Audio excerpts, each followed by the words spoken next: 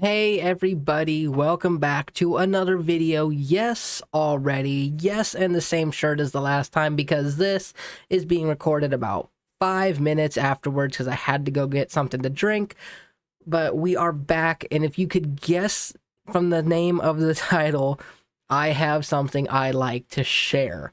Now, I don't know the exact name of the title yet because I haven't gotten that far. This is the second script. Remember, I said I was working on two scripts, and the second one was going to be kind of a surprise.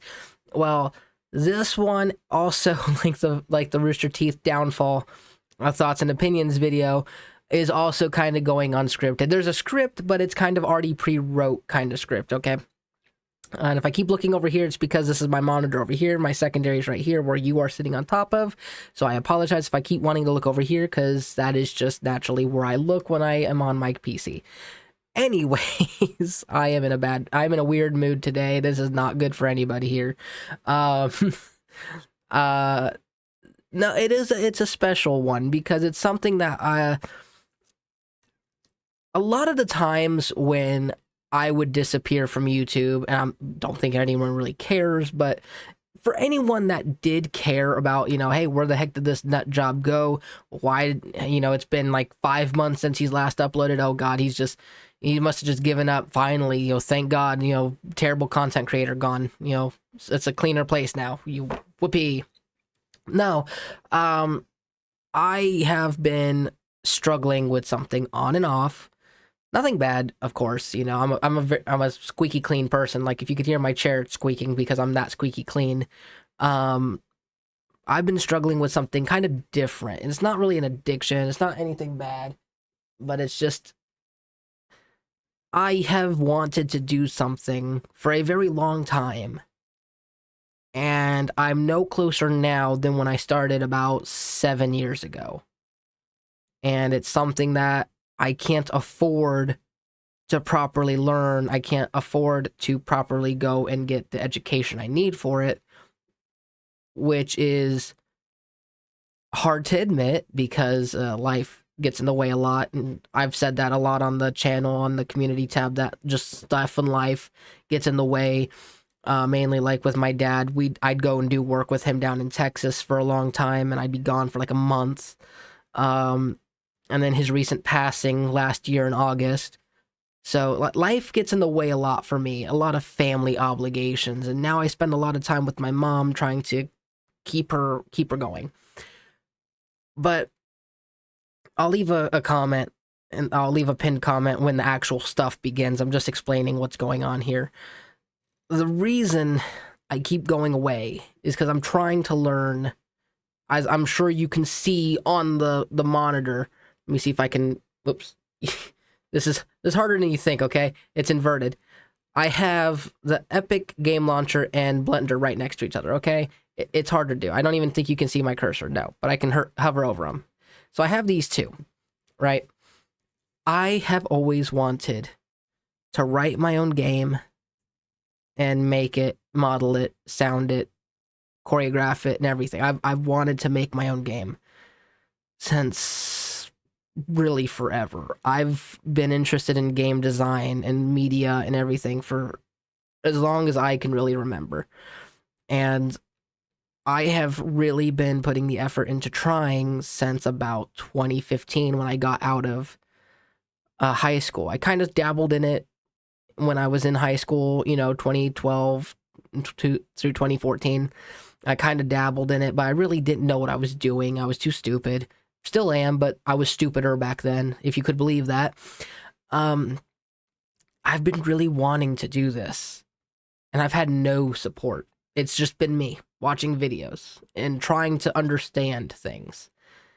And the reason I can't learn it is because my mind works a different way.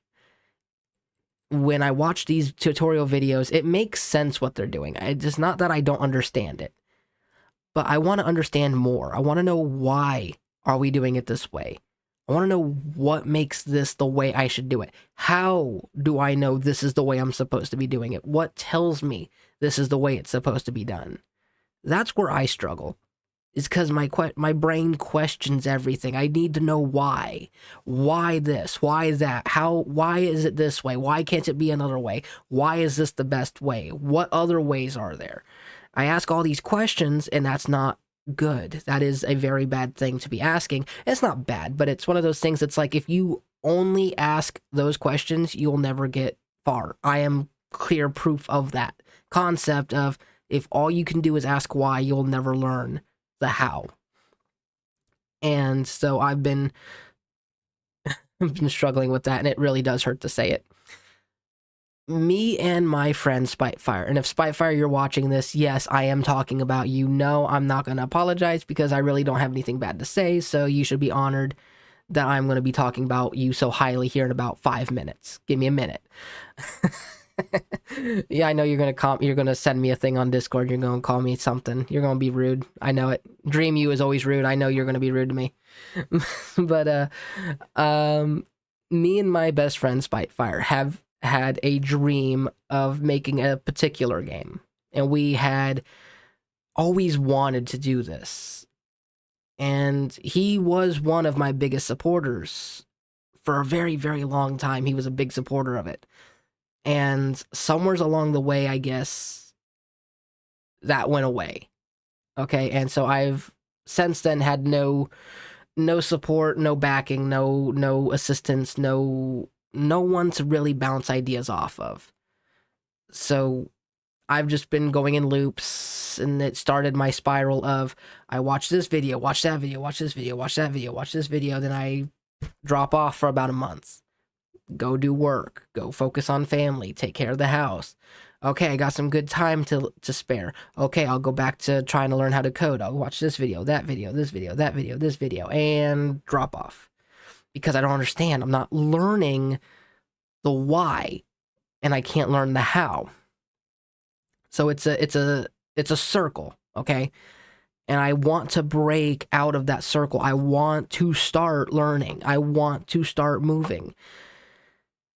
And the point of this video, the surprise, which I can safely say is now where I can put the timestamp, the surprise of this video is I want to show you what it was that I have been working on. Now, granted, when my computer broke, when I was starting to work on this, and then I started to do the video recording for this, and my computer broke, it was 100% my fault. I'm not even going to try to skirt the blame. It was my fault. I double hit the power button when it was updating, and it was my bad.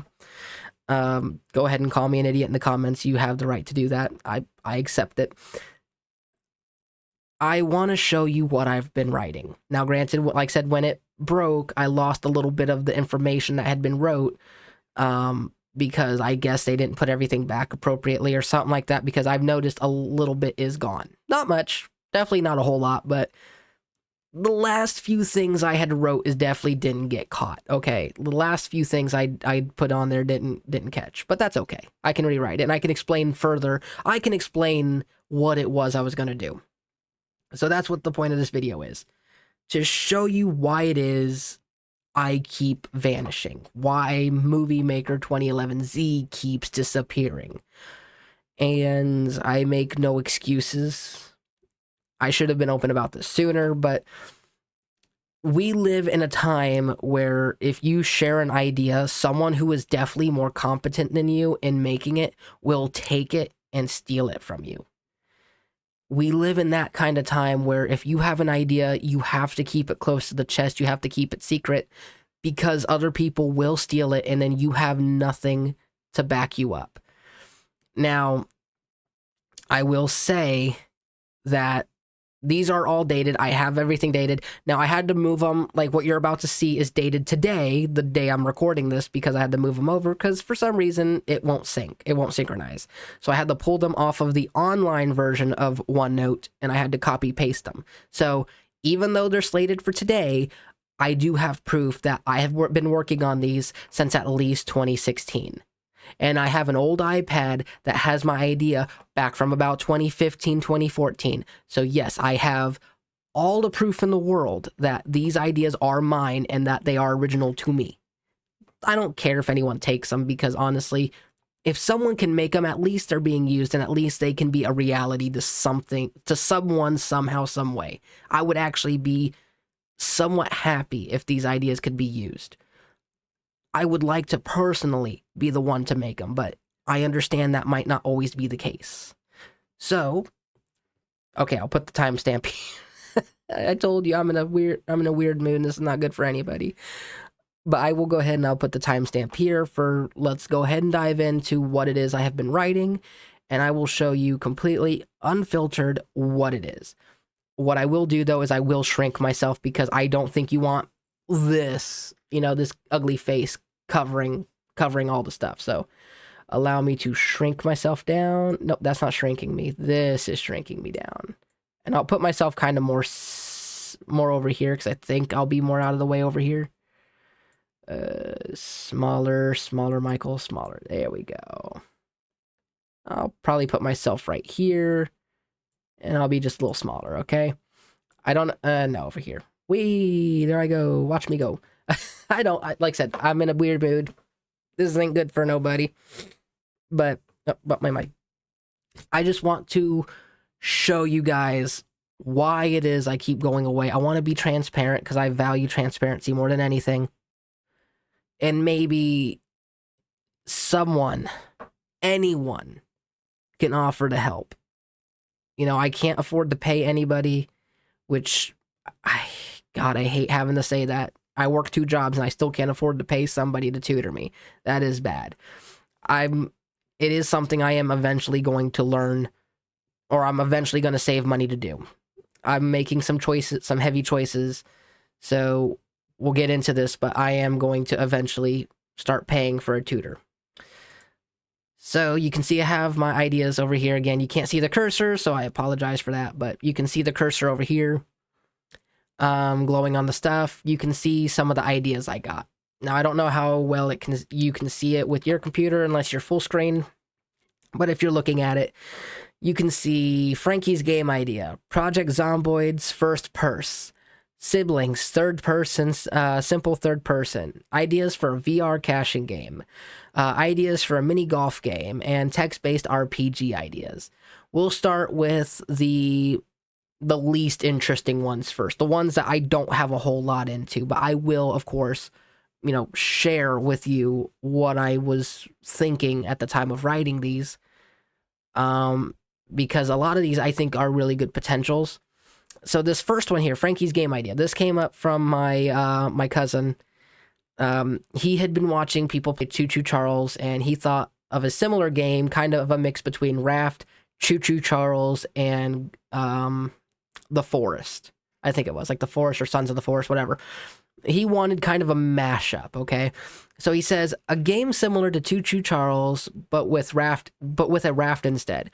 The idea is based off a horror survival-like scenario where you escape a group of people trying to kill you or hold you captive, and are now hunting you after an escape attempt was made. The goal is to build a raft and find a way to freedom via going through hazardous caves, going down different river branches, or stopping your raft to find supplies and craft survival tools, though it would be risky to do so. Whilst you are adventuring and exploring, there are several small groups of hunters both trying to either capture and or kill you, depending on your previous interactions with them. If they, the hunters, find your raft while it is anchored or beached, they will start to destroy it, causing you to now have to build another and start from scratch. You can stop them from destroying it, but it'll be a risk and possibly result in death. Now, trust me, when we get to the later ones, I definitely cannot read all of it. The later ones will definitely be summarized, but the shorter ones I can read for you because it's easy. Basically, the idea was you're in like the Amazon rainforest or something like that. And you have a little tiny raft, and you're surviving on this raft, going down the rivers, and you can make an oar or something like that. And you can paddle, and you can say, "Hey, it's a left or right coming up. I feel like I want to go right." Take the right, or maybe you thought left was better, so you go left. Well, you start running out of supplies, so you can sit there and use the oar, and you can push it to the shore. Use some rocks and a rope, put it down so that way it's stuck to the shore, won't move. You can go out getting supplies like bananas or just like berries, things that are like what would you expect to be in an Amazon rainforest kind of thing. You just go get some food and some lumber, some thatch, things to survive, right? And if you're gone, well, they find it, they start breaking it. And if they do break it, you just have to start again. Not resource intensive, but, still a risk. And he wanted the end game to be that you get away, but it leaves you kind of like scarred, it was a traumatic survival experience that leaves you like a damaged person. So that was what he had pitched to me, and he told me to write it down. And so I wrote it down. And this is one of the things that we had talked about, and I haven't had a chance to go too much into depth with how the mechanics would work, how everything would work out, what language would they even speak, if any at all, if it would be grunts and gurgles. No idea. I haven't even gotten to that point yet. Because a lot of life things got in the way. You're going to hear that a lot. But this was this was one of the things that he had pitched. I think it's a good idea, and it's definitely one that I would like to make later down the line when I get better with learning how to do Unreal Engine and blueprint scripting and Blender. Those are the two things I'm trying to learn, and I would like to learn to do this. The second kind of non-interesting one, because I haven't really got too far into it on the writing, but it's also kind of like as is. Take most or all assets from Project Zomboid and focus on putting a 3D modern look to them.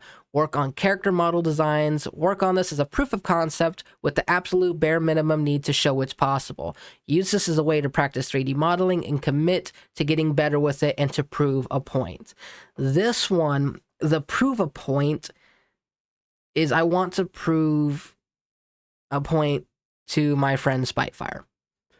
And Spyfire, if you're still reading this, or if you're still watching this, yes, I do have a point I want to make. I want to prove we can do this, that we can make the game that we dreamed of. I have not given up hope on it. I know you have, but I have not, okay? And I want to use this as a method for proving that we can do it. The game is already established. Everything to need to know is done. All it is modeling and coding it. There's no story. It's as basic can be. This is something that's easily achievable, and considering that Project Zomboid is one of the most popular and successful zombie games of all time, this would be a huge hit, and I know it because it's a new perspective of an already amazing game. And heck, even if you did the first third person perspective, we could always program it to go into the RTS top down version like we see before. But this time it'll have the new graphics and everything will work, So this is a proof of concept that if we can make models and character designs and sound designs and make a small scale concept, I think it would be something to prove that that we can do our goal, our dream goal. All right. And I know you don't believe it, but I still do. And not a day goes by I don't think about it. So, and for all the people watching, and I'm not talking to Spitefire anymore, but to all the people watching, you will learn here in a minute why I'm going ham on wanting to prove a point about the dream, the thing that we wanted, because you'll see. The third least interesting is called Siblings. This was a game that I had because I figured this would be an easy one to do. Basically, Siblings is a simplistic third-person adventure survival game where you are tasked to take care of your sickly younger sibling as you venture across a post-nuclear America to an alleged safe haven, a town called Clearwater, known for having safe, clean, drinkable water and rumors of a growing population. During your travels, your younger sibling gets sick, and it is up to you to find the medicine and to push forward. Can you both make it to Clearwater, or will the wasteland claim yet another victim? And what it is the plot is, simply put, you are the older sibling, caring for the younger one after your parents passed away due to some complications. Haven't really thought what the complications are going to be. For all I know, it could have just been heart attacks, okay? We're just going to go with the Kira method. heart attacks. They told you tales of a town far to the east where water flows clean and the air is fresh, but they were unable to find it themselves. It is up to you as the older sibling to get there and keep your younger sibling safe. However, during your travel to Clearwater, your sibling gets sick and needs medication. In order to keep traveling, the medicine can be bought for a hefty sum from certain people. I was thinking about once or twice from each vendor that would have it, but to be determined. Or it can be found if looking in the right place, meaning it could be looted from chests, or you could even find it in the wild. If you fail to get the medicine on time, the sibling will pass away and result in one of the bad endings. Upon reaching Clearwater with your sibling, you will receive the only good ending. Now, for the names, I have chosen that there are going to be 2 names, of course. There are going to be 1 male sibling and 1 female sibling. The sister will be known as Eleanor, and the brother is Jason. Now, if you want to be Eleanor, you will be the older sibling, but you could also choose to be Jason, in which case he will become the older sibling. So whichever one you pick, it's kind of like Fallout 4. You could pick Nora, you could pick Nate, but either way, whoever you pick will become the older sibling. So that is what you'll have to deal with. It's not even like you're too much younger. It's like you're going to be like 13, 14, and then your sibling's going to be like 10. So not even a huge age difference, but just enough that they will depend on you. And I really don't know what to explain on this one. This one, it's basically just a third-person survival game that is kind of bare minimum. There's nothing there to kill you necessarily, like maybe some rabid dogs that you have to hit with a stick and kill them. You won't be able to loot their corpses or anything like that for like meat or whatever, but you can sit there and find food and water and stuff like that in stores or in places. And it was going to be really the whole linchpin of this was that as you're traveling forward, your sibling gets sick. And if you run out of medicine, now you have to backtrack and you have to be quick and you have to remember, where did I see the medicine? Where was it that I couldn't pick it up? And then you have to go back in as quick as you can. And you have to decide, do I leave them here and I go back and get the medicine and come back again, so that way we can continue, or what? Like, what's the deal? Because you can go back, get the medicine, give it to them, and then go back and get more medicine and then come back and travel. But then you have to think, is that back and forth thing going to be the best idea? There's upgrades. You can get a backpack and you can make it a larger backpack. You carry more medicine and more stuff. Really, the idea is it's just supposed to be survival, pure survival. No deeper story than you have to get to a place and the goal is to get there with your younger sibling alive. But if you don't make it with them alive, then you just get a bad ending. So that is the thing to have to keep track of. That's all I can really say for it. I thought it would be easy because it would just be a basic overworld map, kind of like how you would have in Fallout 1 and 2, and then you select it and your person moves, and if an encounter comes up or if something of interest is there, you would sit there and you'd go back down.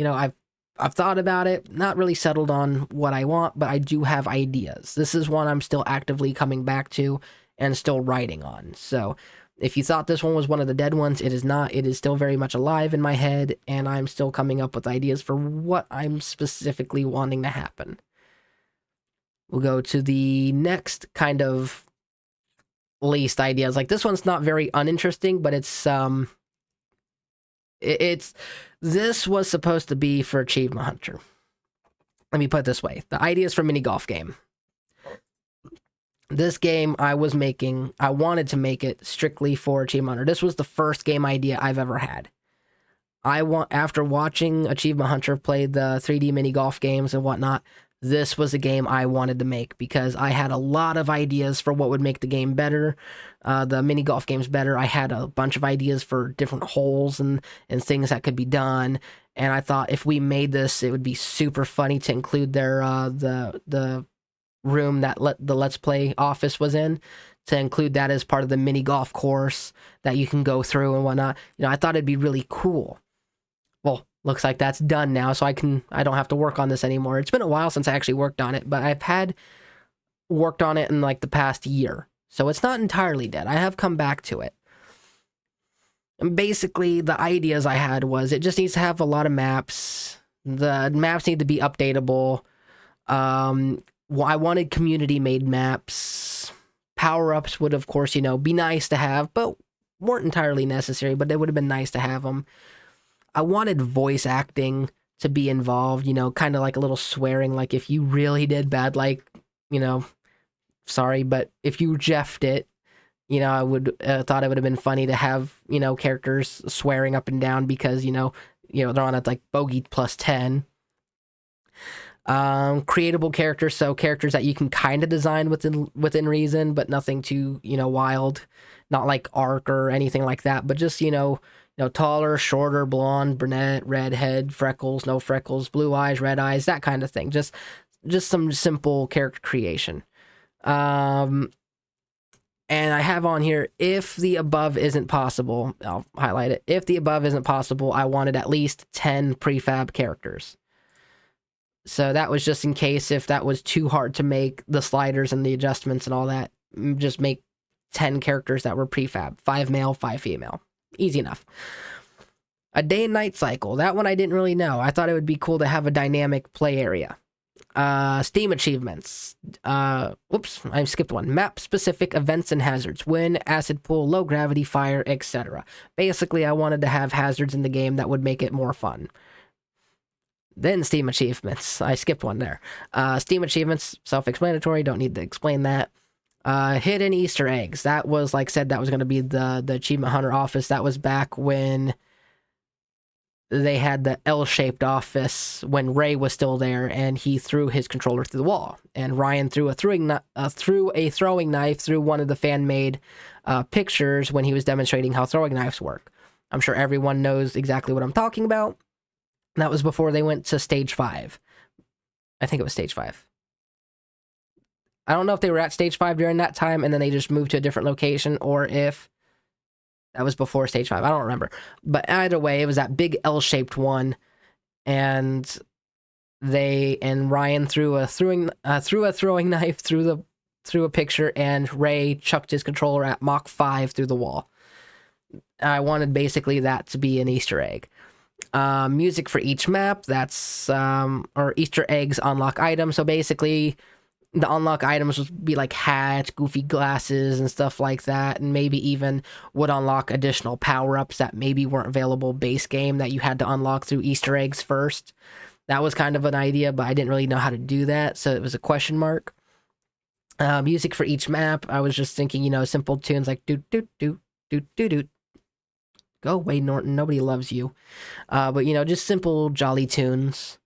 A multiplayer, local multiplayer. This is basically self-explanatory. Either multiplayer where you can play with complete random people, or you can say, hey, local play, connect to everyone that's on my current internet or whatever, current local multiplayer. Thought that would be pretty cool. Map creator tab. So this is basically the creatable maps. Nothing else to say about it. It's just self-explanatory. Must-haves from the above list. I wanted plenty of maps, the ability to update and add map packs, so basically update the game and add more maps down the line. So instead of having like 10 maps, I could come back and say, well, now you have 19 or 20 maps. Power-ups were definitely to spice up the gameplay. Character either customizable or prefabs were a necessity, of course, because how do you play without characters? Music would be great to add personality to each world. Multiplayer in order to enjoy it, quotation mark, enjoy it with friends, because I'm sorry, but Ryan bipping Jeff all the time, I wouldn't say that wasn't something Jeff enjoyed, but it was definitely something I enjoyed. And then down below, you can kind of read the rest, where it's like, I was just wanting a lot of maps, multiple maps, 9 holes each, 10 courses, so 90 maps, if that was even possible. I wanted, like, tasers. I even have, like, the power-up descriptions: taser, firewall, glue, ice, warper, and even have, like, the ability to customize things. It was just one of those things that was like, I wanted this because I wanted to make it send a a USB drive with a couple USB drives with the game downloaded onto it and hand it to them and well, not hand it to them, but ship it to them and say, hey, here's a game that I made personally. It's a golfing game. I would love to see you guys play it. And that's not going to happen now. So the whole dream of this one dies with Achievement Hunter and Rooster Teeth, but I might still make it just because it was my first idea for a game. And I think it would actually be really fun. Now we get to, oh boy. This is one of the games that I was leaving YouTube for a lot of reasons. Anytime I had free time off work, when I should be making videos, I was writing on this one. This is ideas for a VR cashiering game. Let me go ahead and explain. I worked as a cashier for 5 years. I worked customer service and self-checkouts for 3 of those years. I know every comment and complaint that customers have about self-checkouts and registers. I know it all. And I was one of the best cashiers at my store. I'm not bragging. I am just stating a fact. Objectively, I was the best. And I was the one customers went to for anything. If they had a complaint, if they had a compliment, I was basically the manager, just without the pay grade and without the official badge to show I was. But I was pretty much the runner of the front end. And so naturally, being a workaholic, I wanted to come home and do more work to get away from work. If you can believe that, I loved my job cashiering so much, I wanted to come home and do more. And I was willing to do it for free.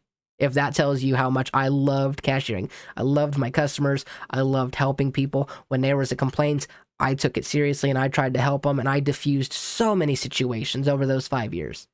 Easily 30 or 40 different customers sitting there about to sit there and just start hitting people. And I diffused it and got it be like, and they were laughing at the end of it. They're like, oh, we're so sorry for being so rude, for blowing up. You know, you're such a dear. You know, I've had so many people sit there and want to be violent, and by the time I was done with them, they were laughing. They were my buddies, and they became regulars. So I liked cashiering. I loved doing with self-checkouts. I loved customer service, so I wanted to do a cashiering game. And so this is what I came up with. I came up with quite a bit. And now, this might look bad. This might look really bad. But trust me, this is going to be one of the ones that I did a lot of revising on it. And still a work in progress. No kidding. This is very much something that I will be making. I will find a way. And yes, before anyone says it in the comment sections, yes, I am aware that there is a VR cashiering game already out. I am well aware. They beat me to the punch. But I have looked at it. It is nowhere near what I would have made. If I could make it, it would be better. My game would be better. Because you see all of this. I have a lot that I wanted to do, and I am going to eventually do. So let's start from the top. An actual story, clearly not serious, but one to be humorous and poke fun at Walmart's determination to compete with Amazon. I'm just going to say it right now. Walmart cannot compete with Amazon the way Amazon is built. Walmart will never be an online competitor for Amazon. That's just a flat fact, or an objective fact. They will never compete. But Amazon, in that same vein, will never have the footprint that Walmart has with actual stores. They will never, no matter how much money they pump into it, they will never be able to beat Walmart. So they're just flipping coins over here. So I wanted my game to represent that kind of little battle. An interactive menu. Here you can mess with the items and AI as they pass by. I won't lie, I forgot how this was supposed to go, but I remember you were supposed to be able to do it. WMN, better known as Walmart News. WMN will come on occasionally and report news related to Walmart in direct competition such as Amazon, Target, or Bass Pro. Now granted, these names were not going to be in the game because copyright, trademark, blah, blah, blah. They were going to be switched. But for me to remember what I was talking about, I had to use the real names. Actual PLU codes used in-game to match real-world codes, such as well as with action codes to summon AI managers. So, I gotta explain this one. PLU is a code which is like on your bananas 4011, on your limes 4048, your cabbages 4552, 4554, and 4069. Those are the PLUs. Those are the codes that we use to scan them at the registers. I'm no longer a cashier, of course. I do the online personal shopping now, but the PLUs is basically how you look up the produce. It's the produce lookup. Is literally what PLU stands for, is produce lookup. And the action codes is how we summon managers. We have certain codes we type, and then we hit a button, and then it tells the managers on their palms. You'll hear their palm go pling, and then they'll see specifically what it is that we're trying to do. Either come here, I have a question, or we have a code brown, or I guess they changed it to like code something, like code green or whatever. They changed it now because I guess they thought code brown was racist. I don't know. But the thing is, the action codes would be something that you could use. I would make my own, of course. I wouldn't try to replicate Walmart one-to-one, but just like, you know, say a 123 action code and it summons your manager on over, or 111. You know, something like that, to that effect. Items have weight values, and bags have a weight value cap. Currently 100 equals 10 pounds. This will come into effect later, but essentially I wanted to mimic a weight value because I wanted to have what follows next. Customers can be picky. Optional dialogue with customer to determine how they prefer their items bagged. Pickiness can range from light boxes and bags, no mixed meats, no plastic bags or no boxes, and price limits and no pickiness. So what does all that mean? That was a lot of words that meant a lot of things. They could either be picky and say, I want bags only, and I don't want anything mixed. I want boxes only with nothing mixed. I want boxes and things can be mixed. I want bags and boxes, or I don't care. Basically, it's how the customer would prefer. You could do it your way and risk the customer not being happy, but if you ask them, you can learn what they want, and then you could proceed to help the customer better. Let's see. What do we got? Easter eggs hidden throughout the levels. Example being a hidden room in the Amazon HQ facility where a whole bunch of classic characters are standing as a display with price tags. Another example being a guy outside the Amazon facility kicking a cart at the wall yelling Walmart as he kicks it. This is an inside joke. This is an inside joke from one of the cart pushers when I was at a different Walmart, because I moved to a different one. I was working at one for 3 years, and I did 2 years at the last one, and the one I'm currently at. And the inside joke was kicking the cart and yelling Walmart. And the reason he did, that's the inside joke, is because I told him I needed a cart, and I was at the self-checkout and a customer needed a cart, and I said, hey, I have a customer needs a cart. Can you kick one over to me? And by God, did he kick it. He yelled Walmart as he did. And so when I told him I was going to make a VR cashiering game and I wanted this to be an Easter egg, he went nuts and supported that entirely. So that is what that Easter egg's about. It is to reminisce about the fact that I had a cart literally kicked at me at like Mach 3 as someone's yelling, Walmart! So it brings a smile to my face every time I see that, because that is just so freaking funny to me. Because I almost got hit with that cart, and that would have sucked. Several Easter eggs like shows that could be watched if you leave your cashiering area. Names and plots include Polarized, a show that starts with the guy just moving into his new home.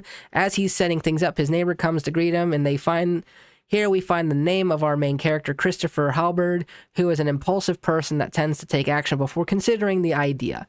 His neighbor, named Brandon Corker, who quickly takes to having Christopher around, but ends up getting wrapped up in his messes, is almost a polar opposite, where he is silent but engaging and thinks rationally before acting.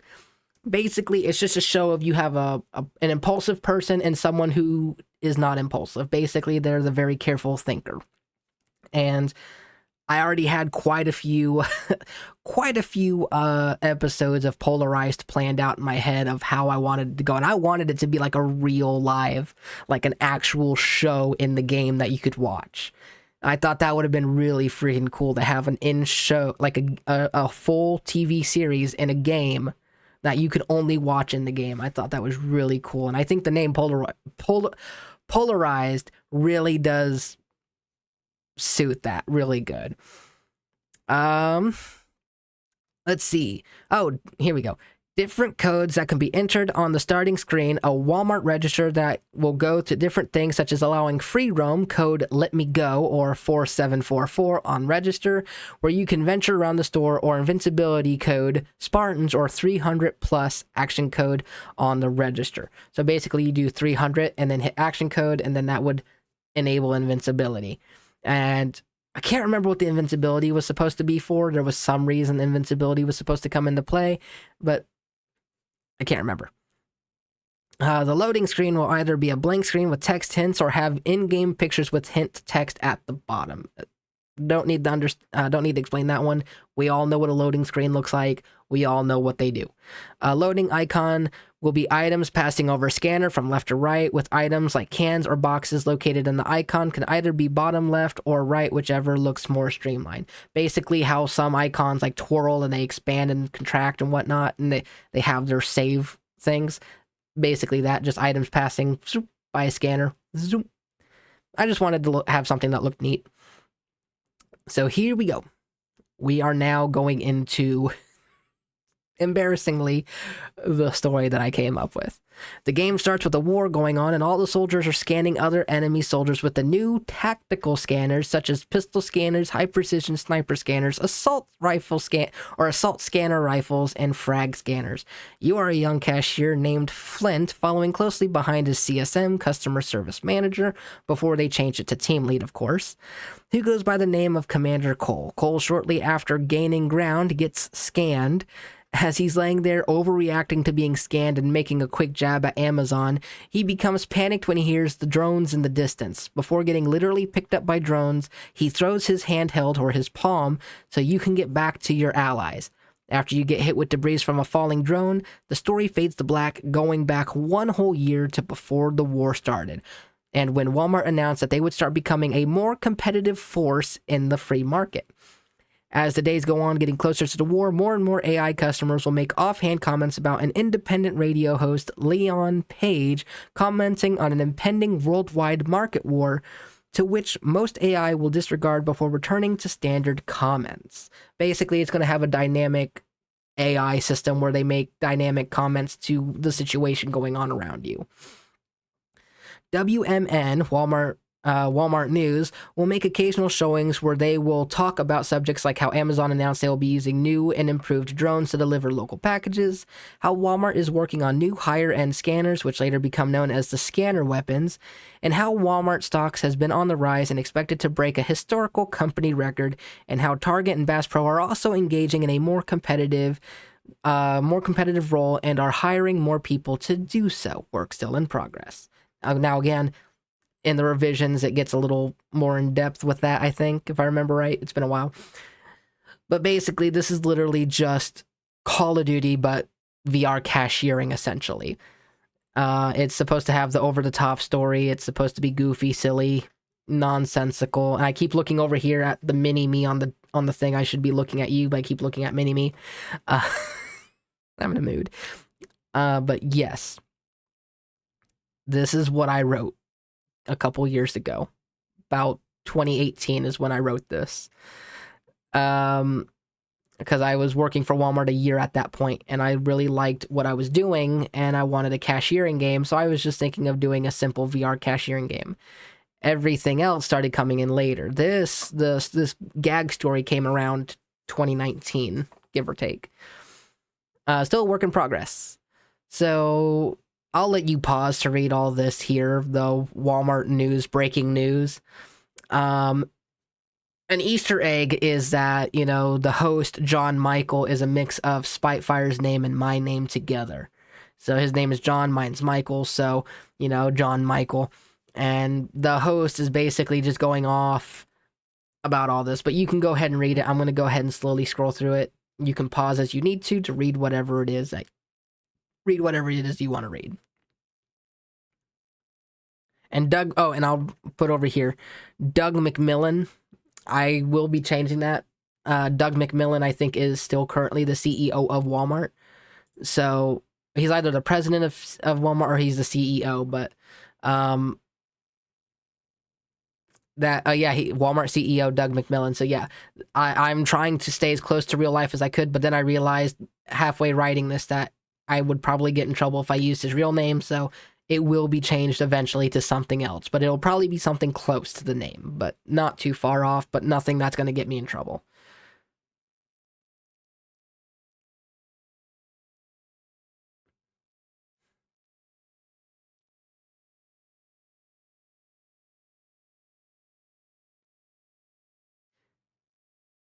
All right, now we're at radio station KTSF.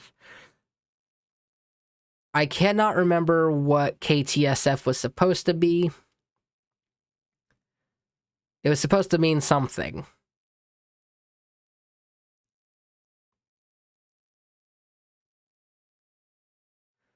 Oh, at the time, I remember now, yeah. When I was writing this, I had a couple friends online that was part of a Halo clan that we were in, and his name was Chronic Tweak, and then there was Spitefire, my best friend. So this was basically Chronic Tweak Spitefire, basically making fun of how actual radio show, like if you actually look at radios, like, and you do research on them, radio shows on one side of the Mississippi River have to have a certain numerical order to their names, like W or whatever, and then radio shows on the other side of the Mississippi River have to have like K or W or whatever. Like one has to be K, one has to be W. So that was the whole point of this. Was it started off with K here because it's going to be on one side of the Mississippi River. The WMN is going to be on the other side of the Mississippi. So it is actually, this is supposed to be close to real life functionality of how a real radio show would work. So I will now, again, shut up. I'll scroll. Pause it as you need to read. Actually, I don't need to because I only got 2 of the KTSFs done. Sorry. Now we're at my favorite part, the part that I have been disappearing to a lot to write all this. Basically, we have different game modes that that's fast. Different game modes that I wanted to sit there and have. And the very bottom one, the zombie mode, just ignore that. That one, I woke up from a dead sleep and I started typing it, and then I passed back out and I had to finish it in the morning when I woke up. And basically, arcade mode will be unlocked after you beat the story mode. In this mode, you'll have the following options: hourly shift, which will be randomized, but last an in-game 8 hours and will function like a normal store should. Hardened cashier mode, which is similar to hourly, but is harder or has harder modifiers, such as more angry customers, lower approval rates, as well as possible thieves, but 2 times, 4 times, and 6 time multipliers for your final score. So depending on how well you perform throughout the whole thing, you might get a 2 times, a 4 times, or 6 times multiplier to your score. Ultimate cashier, which makes all customers as angry and as picky as possible. Thieves are more common, and your managers will be more inclined to believe the thieves over you. All right. It doesn't end until you retire and has multipliers of 10 times and 20 times for final scores. And that is supposed to be the hardest difficulty, where everyone is as picky as possible. They are as angry as they possibly can be. And if you suspect a person of trying to, say, get an item for the wrong price, say like a TV for $10, your managers are likely going to sit there and say, oh no, that seems perfectly reasonable to me. So you would have to pass like dialogue checks to convince the manager, I don't think this is the right price, and then win them over to your side. That's the original intent of how that works. Training mode. Training mode, which allows you to try things without much punishment. You can practice scanning items right, entering codes, and get a manager assistance without the worry of them getting mad at you, because in the game, if you get too many managers, or if you call for a manager too often, they will get mad at you, and it will result in you getting terminated. You can modify the heaviness of the customer traffic, their moods, and the modifiers. This mode will allow you to get more comfortable with the computer system. Sorry, dying.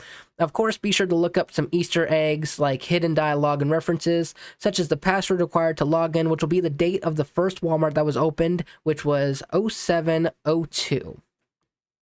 I can't remember. Oh, it was January, February, March, April, May, June, July. So July 2nd of 1962, I think, is when the first Walmart was opened. So that was the Easter egg intended behind that. And the operator number will be 1962 because you have to have an operator number to get into those computers.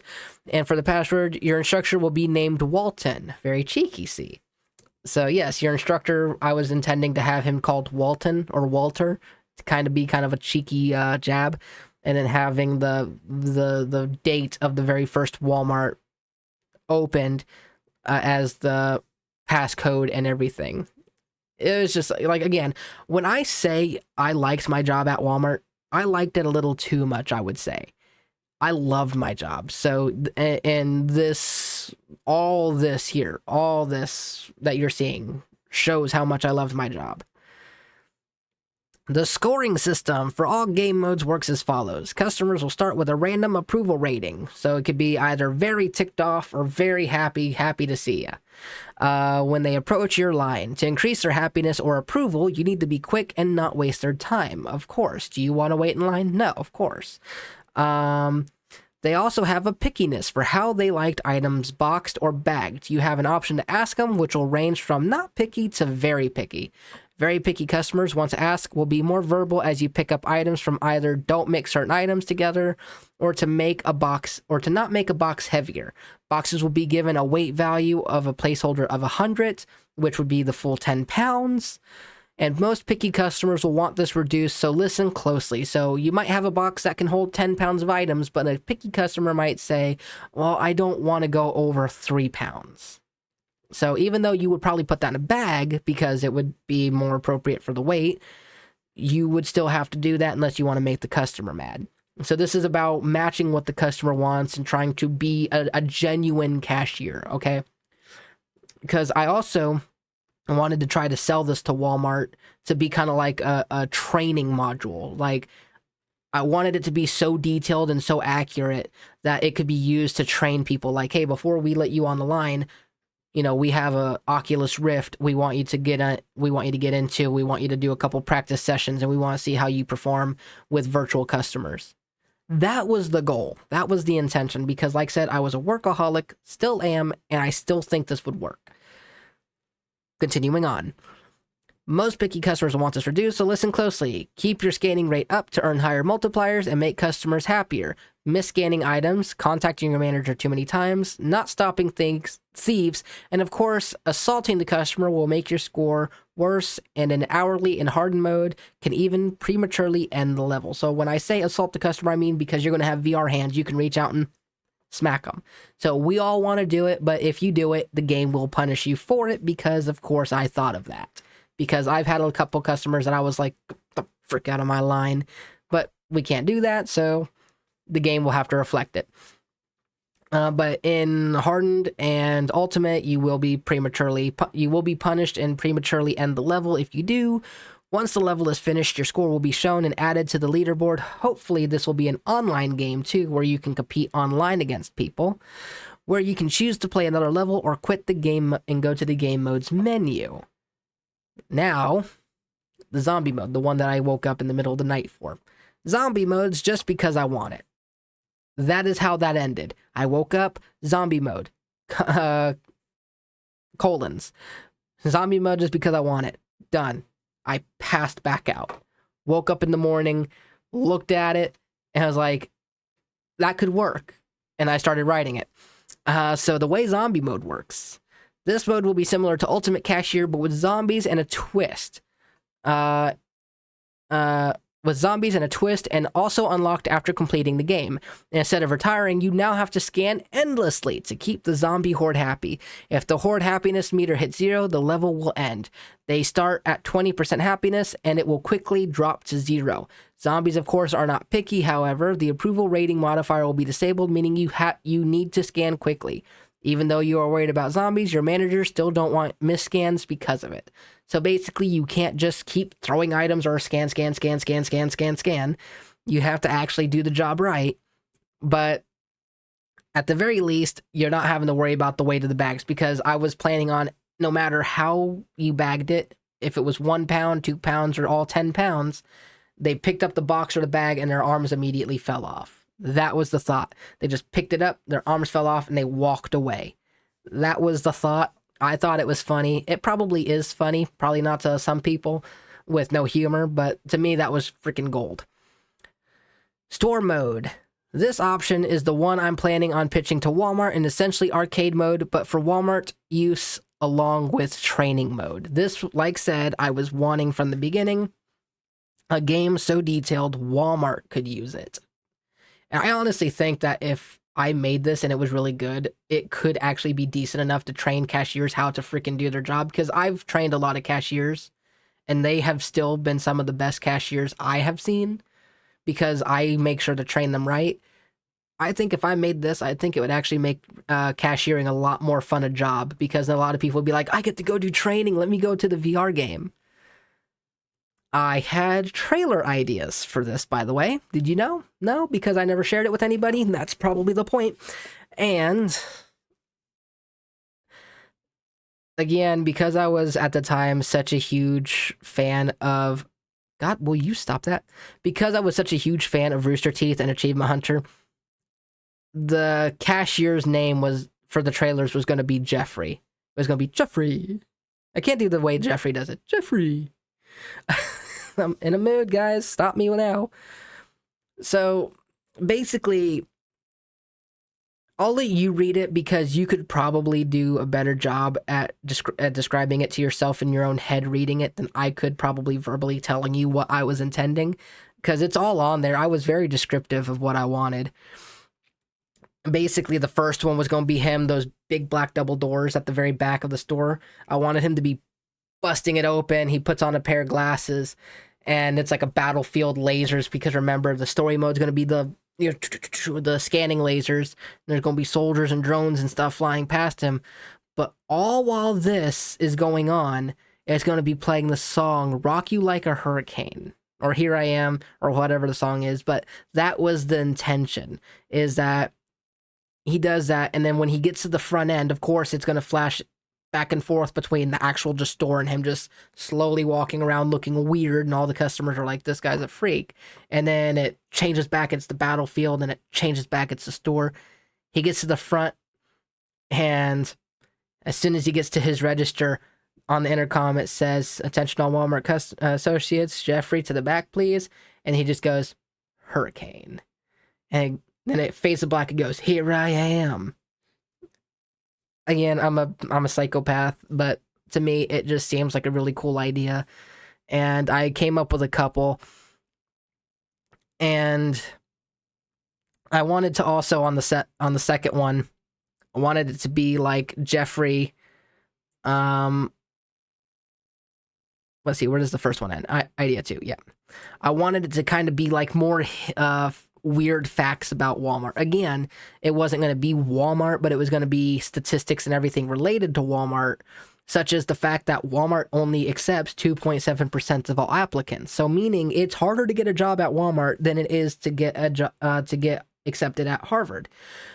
The only problem with that is there's one Harvard University in 10,000 Walmarts worldwide. So technically, you can get a job at Walmart because there's 10,000. You can eventually find one that's going to hire you.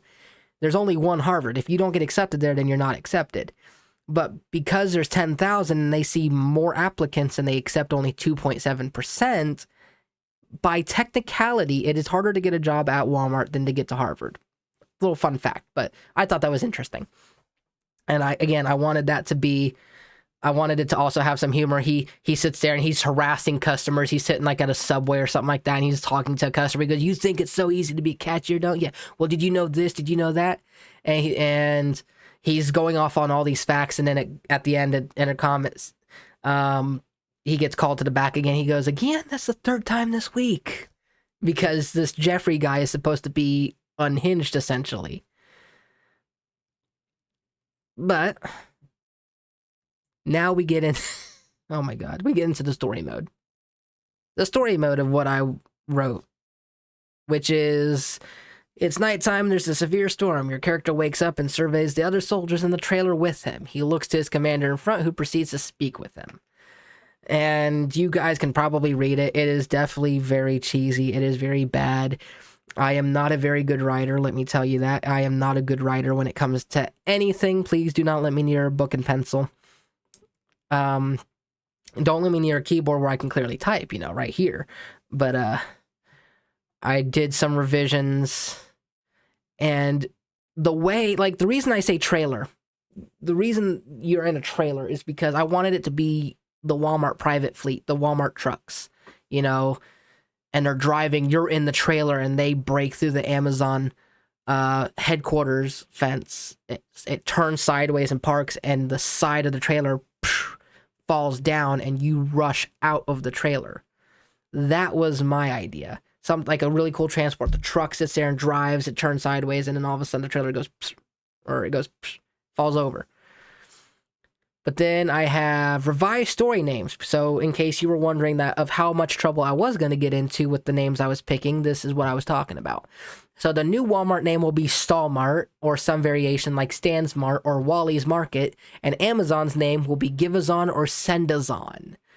I think that's a little too close for comfort for them, but I don't think they could technically get in trouble for it because it is technically not the same name. But either way, I also started with a new story where it's like a Call of Duty dramatic intro. It's just like, is a war. It never changes, does it? The ability to destroy everything. A human's ability to destroy everything it ever touches. Just something dramatic, philosophical, stupid, and absolutely corny to the extreme. That is what I was writing. And again, you can pause as you need to. If you wanna read any of this, I don't think it really is important. I don't think it matters. But if you want to read it and find out what the heck I was doing, this is what I was doing. This is the reason I was away for so long, because I was working on this, I was planning it, I was writing it, I was deleting it, writing it back, deleting it, writing more, writing a little bit more, deleting, writing more. This is what I was doing all those times. I would get so burnt out from writing on this that I couldn't make content on YouTube, I couldn't make videos, didn't know what to do, didn't have any ideas, because all my brain power was going into this. And you could even see, like here at the end, Mission 2, you will actually, in the game, go into a VR headset, and I was wanting it to be a twist ending, where in the VR headset is when the war and everything happens. So when you come out of it, they're like, you're ready. You saw it. You understand the seriousness of the job that you're in, and how bad this can get. If you can handle that, you can be, you'll be a great cashier. Everyone goes through that training, everyone sees that, and, some fail, some pass, but, it's supposed to be the whole thing of, like, it never happened, but it was on your mind kind of thing. So, that's what I was writing. It's stupid, it's dorky. Spitefire definitely knows all about this, because I sent him so many pictures and so many drafts. I think this is really what caused him to stop liking me a little bit in general, because I would hammer him so much with all this stuff, like, look what I wrote, tell me what you think, I need to know what this is this good, is this bad, what would you say, what would you do? And I think it kind of built up a slight resentment. But this is definitely the most important thing I was working on at the time for like a couple years, and this is why I left a lot of YouTube. And now you can kind of see it in the corner. I know you can see it. I didn't make any effort to hide it. You can see in the corner, Halo Liberty. This is the baby that me and Spitefire worked so very hard to create, that we planned for years. Years we had planned this. We were planning this game since before 2014. We were working on this when I was still in high school. I think this is when I was a sophomore. So that'd have been 2013. I think is when we started writing that. Yeah, because I coincidentally moved into a dress that was 2013. So yeah. we were working on this since 2013, maybe just shy prior to that. We started talks in 2012, but we started writing it in 2013. And I have the iPad with all the information still on it. I believe it's still on it. But the original idea, there's a fly running around, sorry. The idea was completely different than what it is now. We wanted to make a Halo game that was faction based. It was basically think Star Citizen. All right, take Star Citizen, make it Halo. That is basically what we wanted. We wanted an immersive RPG open world game, Halo themed, where people can go and land on planets and go into a battlefield, or people could sit there and do just about anything. Fly pelicans, vultures, hawks, hornets, you name it. If it was in the Halo franchise, we wanted it in there. And Halo Factions was the name that started it. And you were going to be able to be UNSC, Rebels, the Rebel Insurgency, Covenant, Flood, and we were even thinking of Forerunners. We didn't know how we wanted to incorporate the Forerunners, but we wanted Forerunners in there. And at the time, Halo 4, I don't think was out yet. I don't think so. So there really was no idea of a Forerunner, like of a Forerunner. So it was just one of those things, like, we didn't know what their vehicles would look like. We didn't know how we wanted it to be. So we kind of cut them out, but we're like, we know what the Flood looked like. We know what the Covenant looked like. We know Rebel Insurgency uses human vehicles, and we know the UNSC is human. So most likely it was a mix of just repainted, reskinned UNSC vehicles and weapons. And it formed into all of these things that you see here. So hang on, let me go ahead and turn off my display because I have something I need to get rid of first. So hang on. Because there's some stuff at the bottom there that needs to go.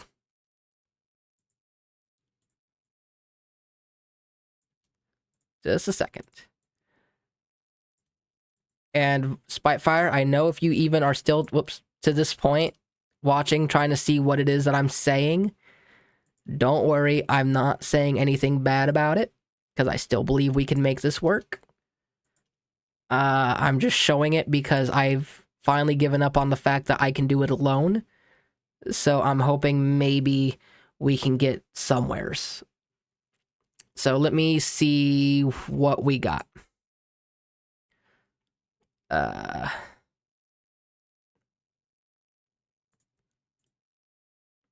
Okay, so here we go. So first of all, let me go ahead and... Can I make this a full page view? No, I can't. Okay, this one didn't get larger for some reason. I don't know why. I went through all of them. I told it to make it larger, and it didn't. But okay. Like I said, I went and copy pasted all of them. I tried to make them all the same size, but it apparently it didn't take. Anyways, starting with the naming conventions. Halo Factions was the original name until we decided to change what it was that it was supposed to be. We wanted to go from a faction-based game to an actual story like Halo 1, 2, 3, Halo Reach, Halo 4, Halo 5. We wanted to go with a definitive story, not a massive open-world RPG, because we knew that would be almost impossible. So here were the names that we came up with. Halo Honor Guard, Halo Nobility, Halo Crimson, Halo Legacy, Halo ONI, Halo Renegade. And then we were like, okay, let's take the ones that we thought were okay, and let's try new names. So we were like Halo Nobility, Halo Crimson, Halo Ringworld, Halo Ignoble, Halo Integrity. Didn't like. So we took the ones that we liked, and we were like Halo Nobility. That one Spitefire liked because the main ship of the story was going to be the UNSC Nobility. Halo Crimson was okay, but we really didn't know what we wanted to go with that. Halo Liberation and Liberty is the standing title as of September 7th, 2019. So we have been working on this for years, and that was the last time we discussed the name. It was Halo Liberation, we kind of couldn't decide if we wanted liberty or liberation, because we wanted the story to be about not the Covenant War. We wanted the story to be about the UNSC and rebel insurgency war. So the story was going to be you going to different planets and liberating them from the rebel insurgency. Basically, it was Helldivers before Helldivers. It was literally going to be you are ODSTs dropping onto a planet and liberating planets. It was literally the idea before it even was. But, you know, we never got to that point to actually capitalize on it. But the idea is still the same. So that was the naming convention, right? Let's see. Let me go through here. I got a lot of ideas here, so you're gonna have to bear with me. I gotta find the one that has the most confirmed ideas. Liberation revamped, name changes, new name, video teasers. We'll go over the video teasers right quick. Why is this small? I told this one to be big too.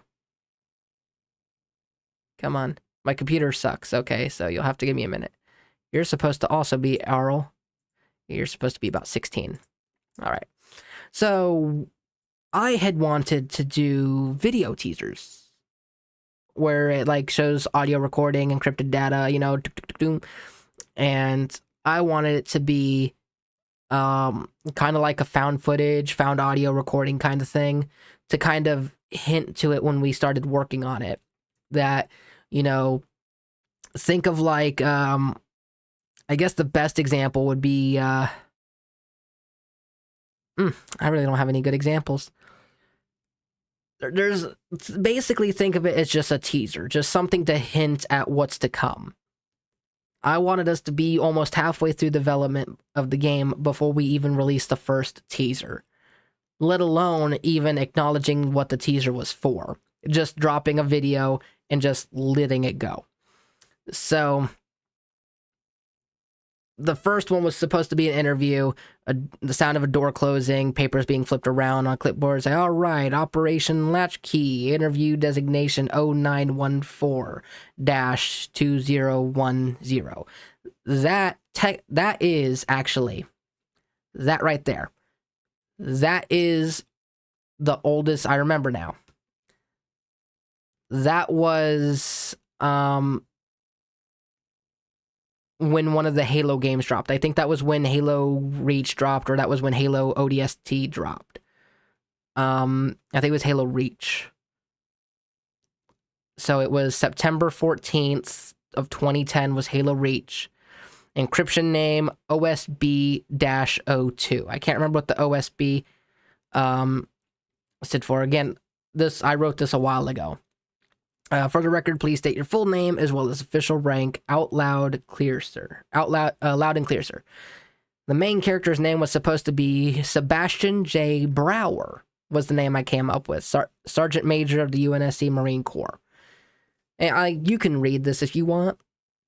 I don't think I need to read it for you, because you could probably do a better, more dramatic voice than I can, because I'm not got a good voice, so you could probably make it more distinguished and more awesome sounding in your own voice. But basically, these were supposed to be trailers or teasers for it. This one here, the recording one, all this here. This was supposed to be one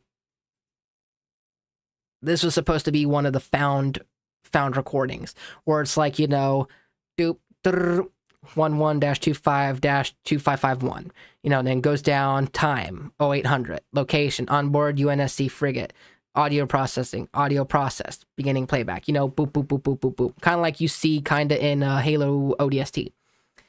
And then it's you know, Sergeant Sebastian Brower, November 25th, 2551. I'm currently on board the UNSC Timberline en route to meet the professor now. Should only be a couple hours, but I figured it would be a good time to make my first of many recordings regarding this Operation Latchkey. Now remember, in Halo Reach, latchkey was not a word used lightly, remember. So that would mean that there was something deeper involved, but it was never supposed to involve the Covenant, or it wasn't ever supposed to get to the point where it involved the Covenant. So as you can see through all of this, we had ideas for what we wanted, and I ran these through Spitefire. Spitefire did approve of these, and he thought that these were actually pretty decent. I don't know what he really thought, but he told me he thought they were decent, so we'll go with that. I think this is one of the older ones.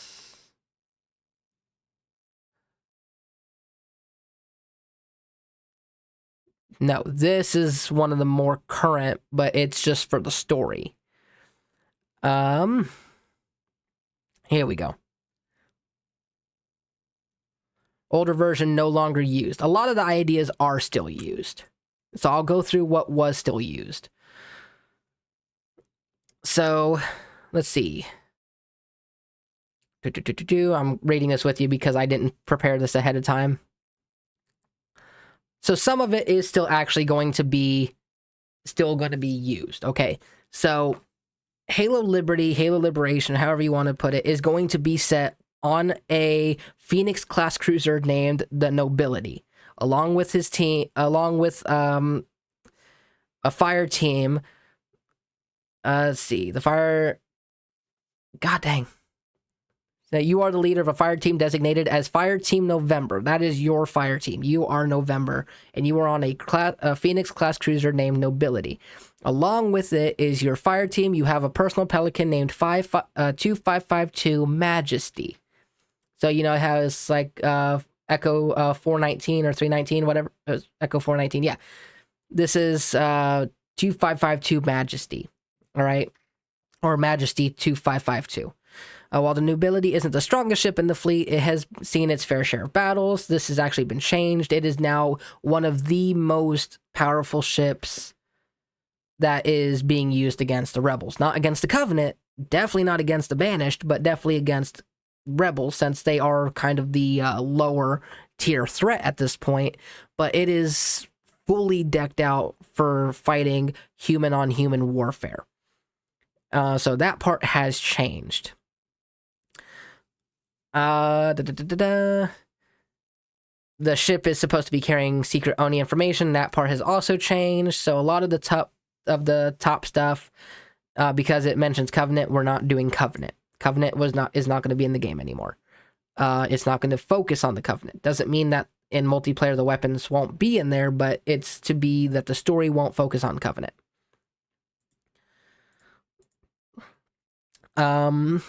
The plot has definitely changed, so this is most likely, well, this is 100% not valid anymore. Online multiplayer will consist of 24 players versus NPC and genocide difficulty, and randomly a player of captain rank to command troops on the field for offense and defense missions. If no player present is of captain rank, it will dismiss lobby and search again. So basically, you have to play... before you can play on the genocide or on the galactic conquest like thing, you have to at least reach the rank of captain. And then if there's a captain, or if there's multiple captains, one will be picked at random to be the captain of the team, and it's going to be 24 players versus all NPCs. So basically, this was before Warzone came out. This was wrote before Warzone. So I would say Warzone kind of stole my idea where it was players versus NPCs, but really, honestly, since I didn't make it, didn't write it, publish it, technically I'm the infringer. But it's basically like Galactic Conquest, all right? From those, like the Star Wars Battlefront, the original Battlefront games. You'll have 24 players, you will be on your ships, you will have your vehicles, and you will sit there and be facing off these AI, which will be Rebel Scum. And you are to, and it says with random encounter to Covenant and Rebel forces. That is wrong. It'll only be Rebels now. And it'll be called Warzone Firefight, spoof name. Again, Warzone, I kind of feel ripped off there, but oh well. and it'll be optional to spawn the hangar of the base below or be. It will be optional to spawn in the ship hangar or in the base down below on the ground. So basically, you could either spawn in the ship and you can get in a Pelican and have your vehicle, like if you're taking a Warthog, hook it up to the Pelican and a Pelican could take you down. That was the goal. Or if you wanted to spawn with your car or your Warthog already on the ground, you would sit there and it would have you in a garage and it would just have you come out of that little garage. Basically, think of like Halo Wars, how they would come out of the base. That was the essential thought.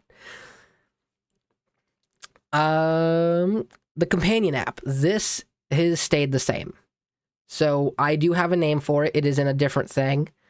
And then later I came in and I start writing down. This is after Halo 5 had come out. So basically, the whole goal is Halo 5, all Halo weapons, does not matter, will be in the game. That is what we want. We want every single Halo weapon, every single Halo vehicle, every single Halo faction. We want them all in the game. Everybody. We want everything. We want this to be the biggest, most combined Halo. There will be rogue scarabs, there will be rebel forces, there will be the new savage hunter, there will be a jammer form for the flood, there's going to be a new tracer for the forerunners. Because again, I came back after Halo 5 and I started rewriting a bunch of this, but there's going to be a new tracer form which stays back, but it tells people, like the other AI, where you are, so that way they will specify you. The list will describe vehicles that will be featured in the game, both online and in single player. So there's going to be the Hornet, the Falcon, the Wasp, the Hawk, the Vulture, the Junk Hornet, a Super Vulture, a Jackrabbit, a Scorpion, a Warthog, a Mongoose, Gungoose, Mantis, Elephant, Banshee, Phantom, Scarab, Wraith, Ghost, Rogue Scarabs. I think that was supposed to be a Phantom. I don't know why I did Phantom.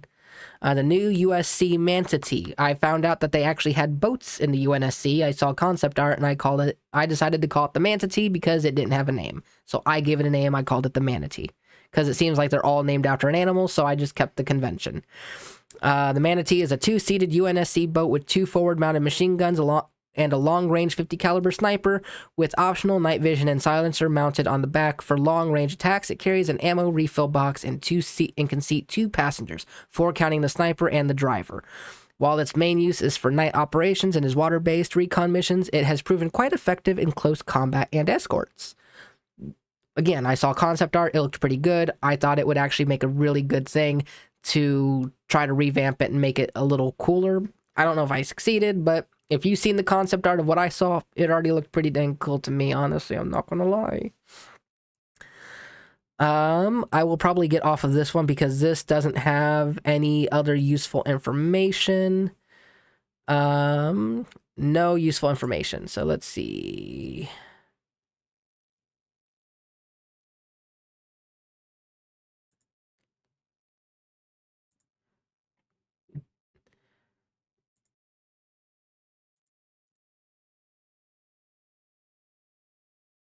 Yeah, so it seems like the ideas that I had did not make it, but that's okay. Here's the current thing. Basically, the story mode is just going to be you against rebels. So here's the ideas.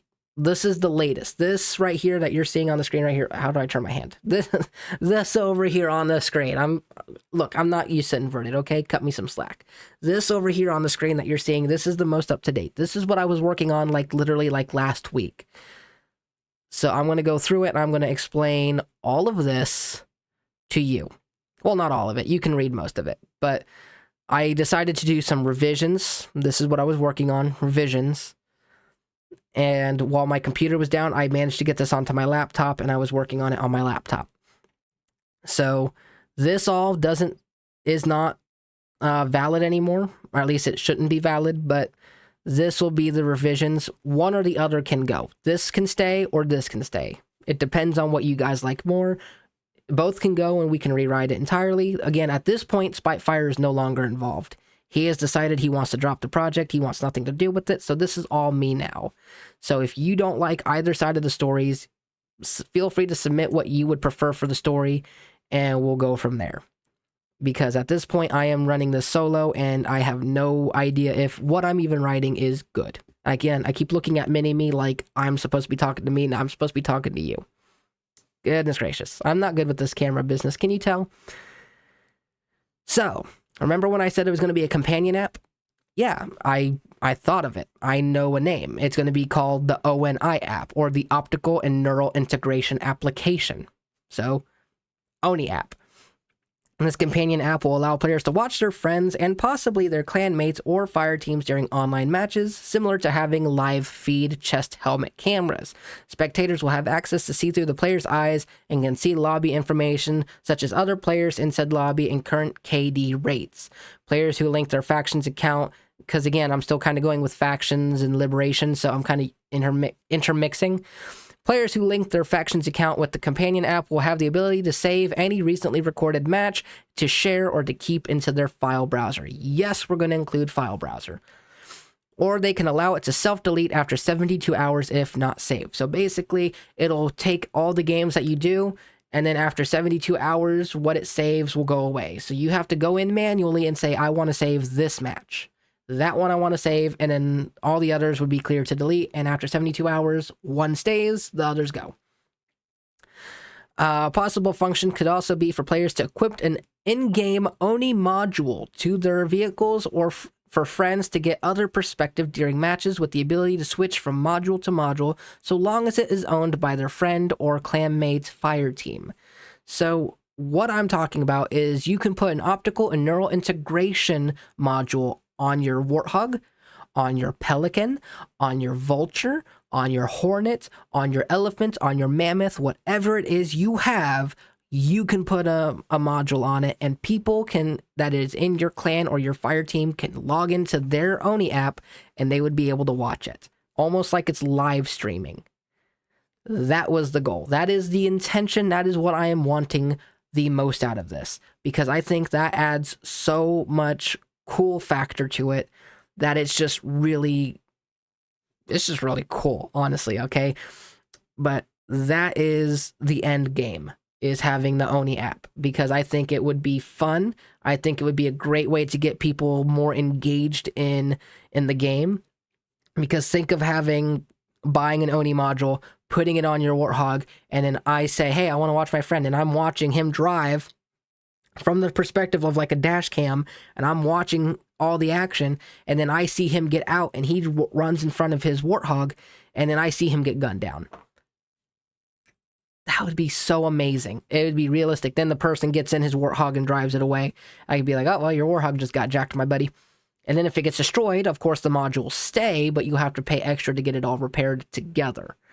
So that was the intention with the optical and neural integration application. I think the name is great. Spyfire actually thought it was really good, and that was one of the last things I asked him about, because I could tell he really did not want to participate with it anymore. So that was the only thing I was like, I know you don't want to talk about it. Get out of here, Norton. No one loves you. I know he didn't want to talk about it anymore, so I was just like, one last idea. I'll stop bothering you. I just need to know how this would sound. And he was like, that actually sounds really cool. So I got approval on that one. Conquest mode. And again, I don't know why all of these are small. This should all be, this should all be Arial and about 16, because that way it's easier for you to read. I am sorry. I should have done that sooner. My apologies. Conquest. My favorite. Conquest, a game mode featuring 10 to 25 locations, possibly more, right? Possibly more. Where players can have to take control and hold as you race to dominate the map. So far, the locations will be locked to a single planet, but possibly be expanded to include several planets, moons, or possibly asteroids to hold and conquer. So think of it like, again, this is before Helldivers. This is just like Star Wars Battlefront 2 Conquest. You have all these planets to go and conquer, these areas to conquer. You got to hold it, and then you got to go around, you got to beat the AI or even other players possibly. You got to beat them, and you got to hold it for as long as you can. Whoever owns the most amount of the map wins.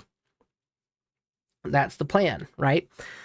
Um, in this mode, players will be given the choice of who they want to play as, with following factions being UNSC, Covenant, Flood, and Rebels.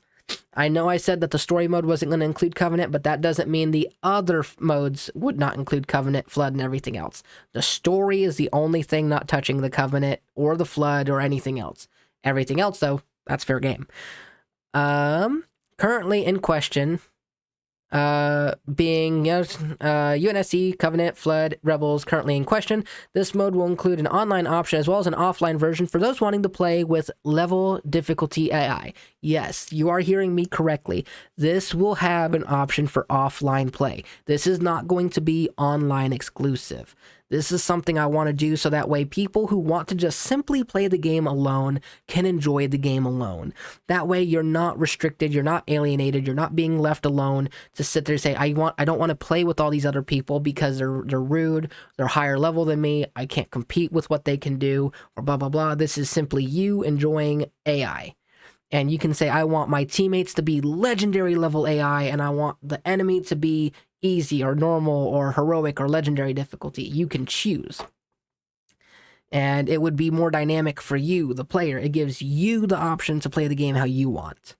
That is the goal. That is what me and Spitefire were dreaming of, was making the game as accessible and as playable for as many people as possible without having to be so restricted to online. And in writing more of this, I am still trying to continue that aim of making everything not so focused on online. You could play online if you want. If you prefer, you can play online. But if you're like me, a person who does not like to play online a lot, or you just don't have friends to play online so the games aren't as fun, just play alone and enjoy the game by yourself and just really have fun. That is the goal. The goal is to have fun. It is not to sit there and be the best. It is for you to find a way to escape the god-awful reality we live in and say, I can at least play my game in peace. No one to bother you. No one to scream at you. No one to yell at you. No one to be disrespectful. No one to have to even please. It's just your AI partners who will probably stand in the corner and be like, just stuck there. Don't know. It depends on how the AI would work. But overall, the whole point of Conquest is that it provides more game modes other than just Forge for you to play. It is bigger. It is more to enjoy, more content that the players deserve.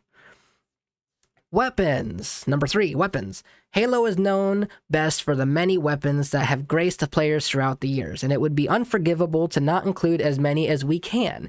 Classic Halo weapons to modern Halo weapons, up to 4 for now, possibly further via updates.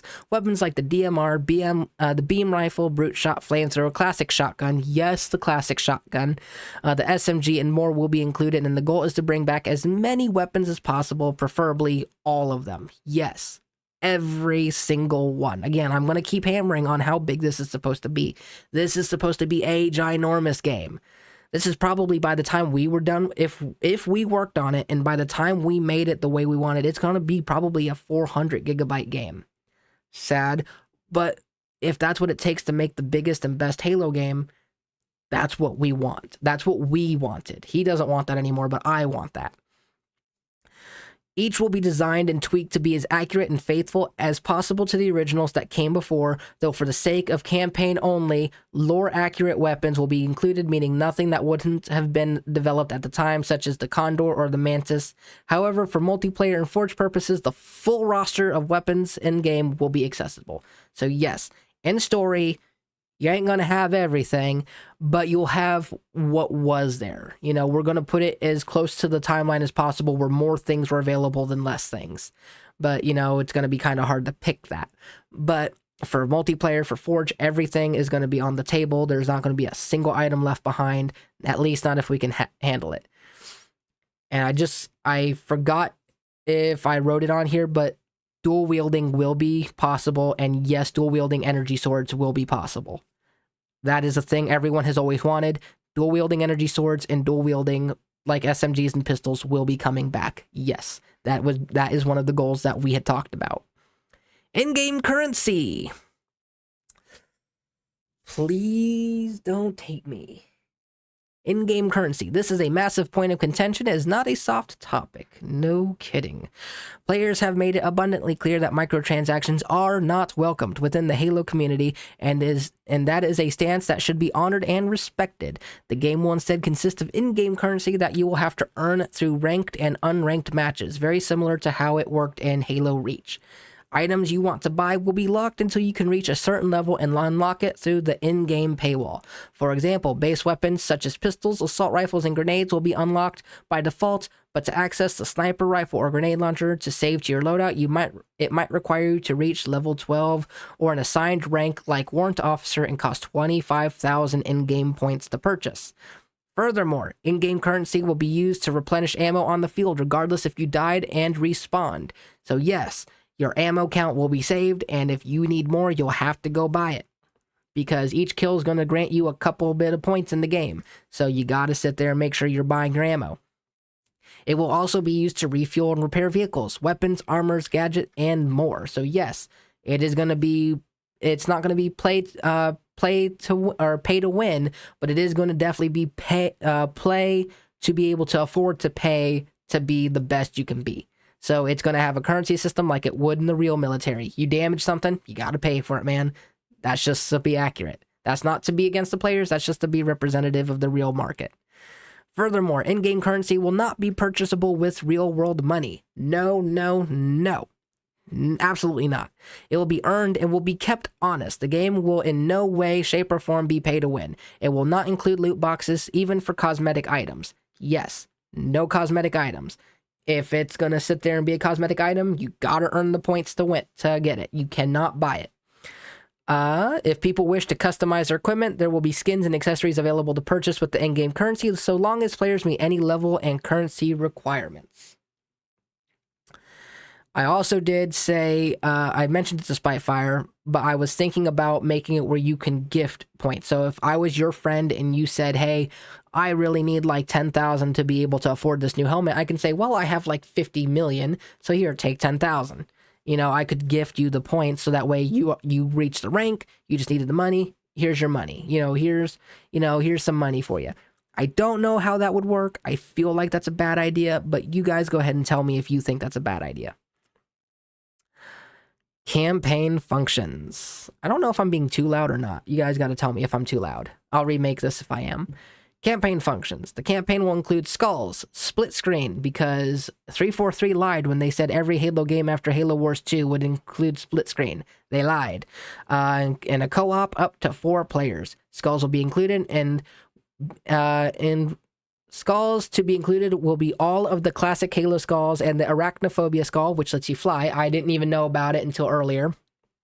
About like a month ago, I learned about the arachnophobia skull. No one tells me these things, okay? And battle proficiency score. And a battle proficiency score. The BPS is determined by kills, shots fired, and relative to kills and how you killed each enemy. Less shots increases your BPS. Grenades killing multiple enemies at once will also increase your BPS, your battle proficiency score. Once a drop is requested, that will subtract away from your BPS score and require you to increase it once again. Note, refusing all opportunities for drop requests in the campaign will be linked to a secret achievement called He Never Gets Me Anything. And accepting all drop requests will be linked to a secret achievement called Oh, I Know What the Ladies Like. Yes, Halo Easter egg there, classic Halo Easter egg. Basically, in the campaign, I want there to be points in the campaign where you can request a drop. Say, I want reinforcements, I need this, I need that. Well, depending on how you've been playing in the campaign, if you've been mag dumping or if you've been very careful with your shots and very creative with your kills, it's going to reward you or it can punish you. So when you request that drop, say, hey, I need a group of ODSTs down here stat. Well, that's like 1,000 battle score points, or battle point score. So boom, there you go, minus 1,000. Now, if you want anything else, if you don't have enough, you gotta kill more to get it. So it's gonna be like, if you did good enough, you can get assistance. If you don't think you'll need it, you can just also skip it. You don't have to get it, which is why it's gonna be linked to 2 secret achievements. If you get all of them, then you'll get one. If you skip all of them, you'll get the other, but you can mix and match and skip some, take some, and then you just won't get any achievement for it, like no secret achievement. I couldn't think of one that would have been perfect for that, but that's what you get. Mods. Modding is becoming a part of the Halo franchise, and it needs to be embraced and accepted as community support is going to be gained. Players will have the ability to mod aspects of the game and upload them to any compatible site that would allow mods to be integrated into the game, such as Steam, Workshop, or Nexus mods. Yes, I made a video saying I think everyone should stop using Nexus mods, but at the same time, if the community needs Nexus mods in order to enjoy the game, then so be it. Some players, let's see, some players don't like or support mods. That would be me, technically. And there are some that do. It's a player's choice if they want to play the game with or without mods, and to ensure that everyone is on the same playing field, any and all public servers, unranked and ranked matches will disable all mods before allowing anyone to participate. Custom games will require all players to have the same mods enabled in order to participate. So basically, no mods in multiplayer, but if you want to play custom games, everyone has to be on the same page. You can't have someone without it. I think that's fair. Maybe some people might not think so, but I think that's fair.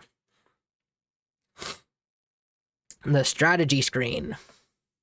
In this screen will come up before select special missions. So there's going to be certain missions that you'll do in the campaign that will need you to go through this specific screen, where you control the flow of the following mission. It will be a holographic map that will be interactive, possibly even on the ONI companion app. See? I'm trying to put that in there. And will show vital details to the player about potential AI movement and mission details that the player will need to know. Here you can have several options available to you on how you would like to start the mission and on what behavior the allied and enemy AI should have. Okay, so you can kind of control where things go. Each has their own benefits and drawbacks listed below, and it is up to the player to decide on what strategy will work best for them.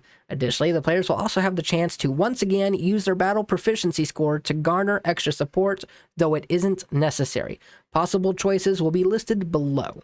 So when you're at the strategy screen, you have your strategy choices. So you're going to have your choices, and then you're going to have your additional BPS score choices. So you get 2 choices here. You get 2. So you'll get a strategy called Rush. If chosen, allied AI will rush toward the POI, the point of interest, with reduced concern about their safety, meaning more casualties are likely, but can be paired with BPS buffs to act more as an overwhelming force if done correctly. You'll see how this works in a minute. Stealth. If chosen, allied AI will attempt to avoid detection and fight from a distance. If spotted or confronted, AI will default to standard and attack as normal. So they won't become stupid, but they will just become normal AI again. This can be useful for smaller groups if paired with a sniper unit, can make missions on harder difficulties much easier by comparison. However, for larger groups, odd results may occur as AI might act sporadic. So if you have a large force and you're trying to tell them to be stealthy, tell me how that goes. Suppression. If chosen, all allied AI will attempt to close the distance between them and the enemy AI and prevent them from moving around the battlefield. In this mode, there's a chance that player will have to do the majority of the killing, but shouldn't have to worry about the enemy becoming scattered across the map. This can be most useful when using your BPS to request additional units, be it more assault units or heavy infantry. So again, it's about thinking about what you want and pairing it together. That way, if you want to suppress the enemy so they can't move, but you want to sit there and be the one to get the higher score, this would help you to get the kills and keep your enemies clustered together. Standard. This can be chosen if the player doesn't like any of the available options or is not wanting to affect combat. In this mode, AI will act and respond normally to enemy engagement and will follow player commands as usual. I forgot to mention, you will be able to use commands. I believe I was going to have it go through the ONI app where you can select your campaign mission and you can have displays on, like, choices on there, and you could say like regroup, defend, hold position, or push forward. So, or like advance. I was thinking of making it where you could directly control them linked into your game to make the game a little bit more responsive and more engaging for you. The strategy screen BPS, the battle proficiency score choices. The player can choose 2 options of mission applicable BPS choices. So that's right. So you get 3 choices: your strategy, and then you get your strategy, and then you get your additionals.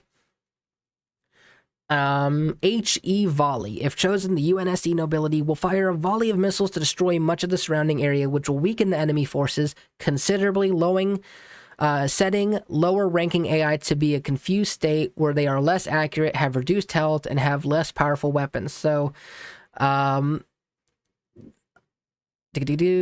less powerful weapons. They will be downgraded to lower tier weapons from their base configuration. So if you have someone with a rocket launcher, they might get lowered down to like a shotgun. Okay, so it's basically taking them a higher tier down to a lower tier, and they very clearly wouldn't have the best weapons.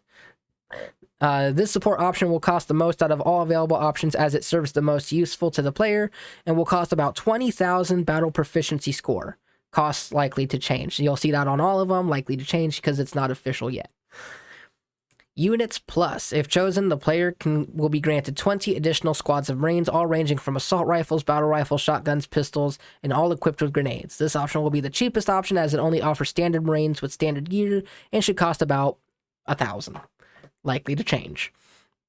Units Plus. If chosen, the player will be granted 20 additional units of Marines with heavier armor, better aim, a 30% increase, stronger weapons ranging from saws. Yes, I didn't forget about the saw from Halo 4. It was the best. Grenade launchers and DMRs, the pinnacle of UNSC technology. A slight improvement to the previous option and thus slight increase in price as it serves a better use to the player and should cost around 2,500 BPS, likely to change. Heavy units. If chosen, the player will be given an appropriate selection of heavy vehicles to aid them on the mission, which can be used by the player. So you won't be cut off from the vehicles or whatever heavy units are there. If it's vehicles, you can get into them too.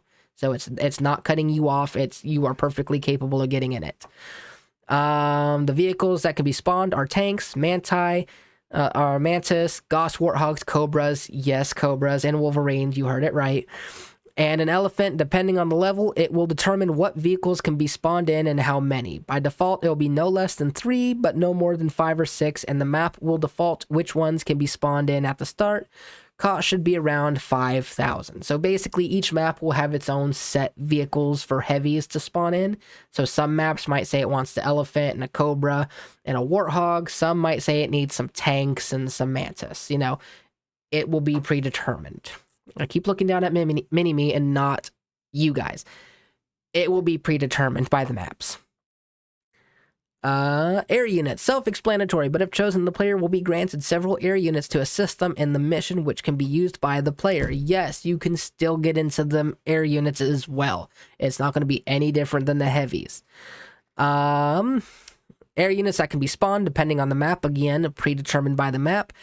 Will be Hornets, Falcons, Hawks, or a single Vulture.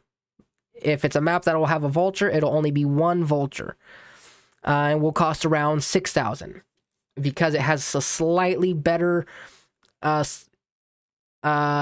usage, since you'll be able to go above everybody and shoot down and shoot missiles and all that stuff. Slightly more likely to change. Heckhounds. If chosen, the player will be granted 4 squads of jetpack using ODSTs wielding flamethrowers. Yes, flamethrowers. And once deployed, which will have to be called down from the UNSC nobility, and they will literally drop down into the battlefield. And the first time you use them, it will be a cutscene, because it'll be in the campaign. You will have to use them. It will be a cutscene, so you'll be able to see how cool these guys I'm planning are. Whenever the player deems necessary, this will be further down the campaign. When you deem necessary, you can call them in. Once deployed, the ODSTs will engage all nearby targets and proceed to branch out as individual units that cannot be commanded after deploying. So you will have no say over them. They basically come down and say, we are torching everything. And that is it. The cost will be around 8,000 battle proficiency score, likely to change. Reinforcements. If chosen, the player can choose to call in for reinforcements, which will replenish the base level units lost, not including any additional support units from BPS. So basically, if you start the mission with 10 units and you used your additional 20, if you are down to none and you decide to call for a replenish, you will get your 10 back, or you will get up to your 10, depending on where you're at. So you will not get your additional 20, you'll just get your 10. That is the goal of the replenish. And then I didn't write it down, but of course there will also just be like standard. There'll be a no option. So you can say, and because you get two, you can say I want a high volley, a high explosive volley, and I want heavy units, or I want HE volley and heckhounds, the hellhounds. You can pick two, and you can, if you have the proficiency score, you can pick. So that's how that's going to work. And then here again, it's a lot to read. We're already almost 2 hours into this. You can do the reading. This was the story I had wrote. I was at my primary job working when I started writing this all down, so I wasn't really able to focus too much like I would want to. So this might not make any cohesive sense, but I'll go ahead and scroll a little bit for you. And you can see here there's achievements linked to every single mission. There will be achievements locked to every single mission. I only have the first one. You'll get a BPS, a battle proficiency score option in the first mission, which will give you a tank. If you take it, you will get an achievement called Divine Intervention. If you refuse the opportunity, you'll get another achievement called 2 Sticks and a Rock. Again, credit to anyone who even knows where that's from, but yes. And I even changed it here. Yeah, you'll be transported to a Pelican designated November 818, your fire team's personal transport Pelican. So it's no longer going to be 2552 Majestic. It is going to be November 818 is going to be the Pelican. Your team is going to be consisted of ODSTs, and you are called the White Knights. That is the name change. There is you will have a group of ODSTs and one that is a Spartan 3, and that is it. And it'll be the White Knights because you wear white armor versus your black armor that ODSTs are known for wearing. And most levels will have you engaging via drop pod, kind of like Helldivers. So that was the goal from the beginning. And then you can read these. You can see I didn't include much of the achievements after the 2 Sticks and a Rock because I couldn't think of any more because I was working. I was really busy. But you can go ahead and read through these here. These are the missions, how the missions would go. This is how I was planning it to go down. I wanted it to be at least 20 missions long. Yeah, about 20 missions. Because I think, honestly, the Halo games are all too short. Like, Halo 1, Halo 2, Halo 3, Halo 4, 5, Reach, ODST. I think they're all just too short. I feel like on easy difficulty, being able to play it and beat it within a span of like 4 or 5 hours is just too short, especially for easy mode. I want this game to take on easy mode, and if you're really trying to speedrun it, I want it to take almost 10 hours. I want it to be doubled. And here's some revisions again. Vital intel. It's not the last mission, but I didn't like where things were going, so I did a revision of what I was thinking. And then it just has like how everything goes. Like, again, we are the reinforcements, the epilogue, the level 1 foothold, level 2 hard drop, level 3 fuel depot, level 4 before the storm, level 5 is besieged, level 6 is defector, level 7 is retaliation, level 8 is bombardment, level 9 is new orders. And like, you can just go through here and you can read and see where I was wanting to go. And see, you can see I've got down to level 15. This is the prologue. I want more. This is not final yet. This is still being wrote actively as of right now. I am still working on this. This right here, what you're looking at, this is what's taking up my time. This is why I keep going away. What you're seeing on the screen, this game right here, because it is something that I have dreamed of making for years. So if you want to go through and read all this, I would love to hear some comments about what you think, what you would want changed. This is supposed to be a Halo game made for the community, by people who love Halo and want to keep the spirit of Halo.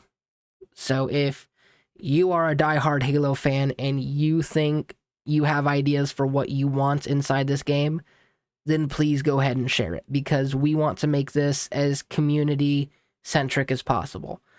Because I am a huge defender of 343. I know you can throw your tomatoes at me.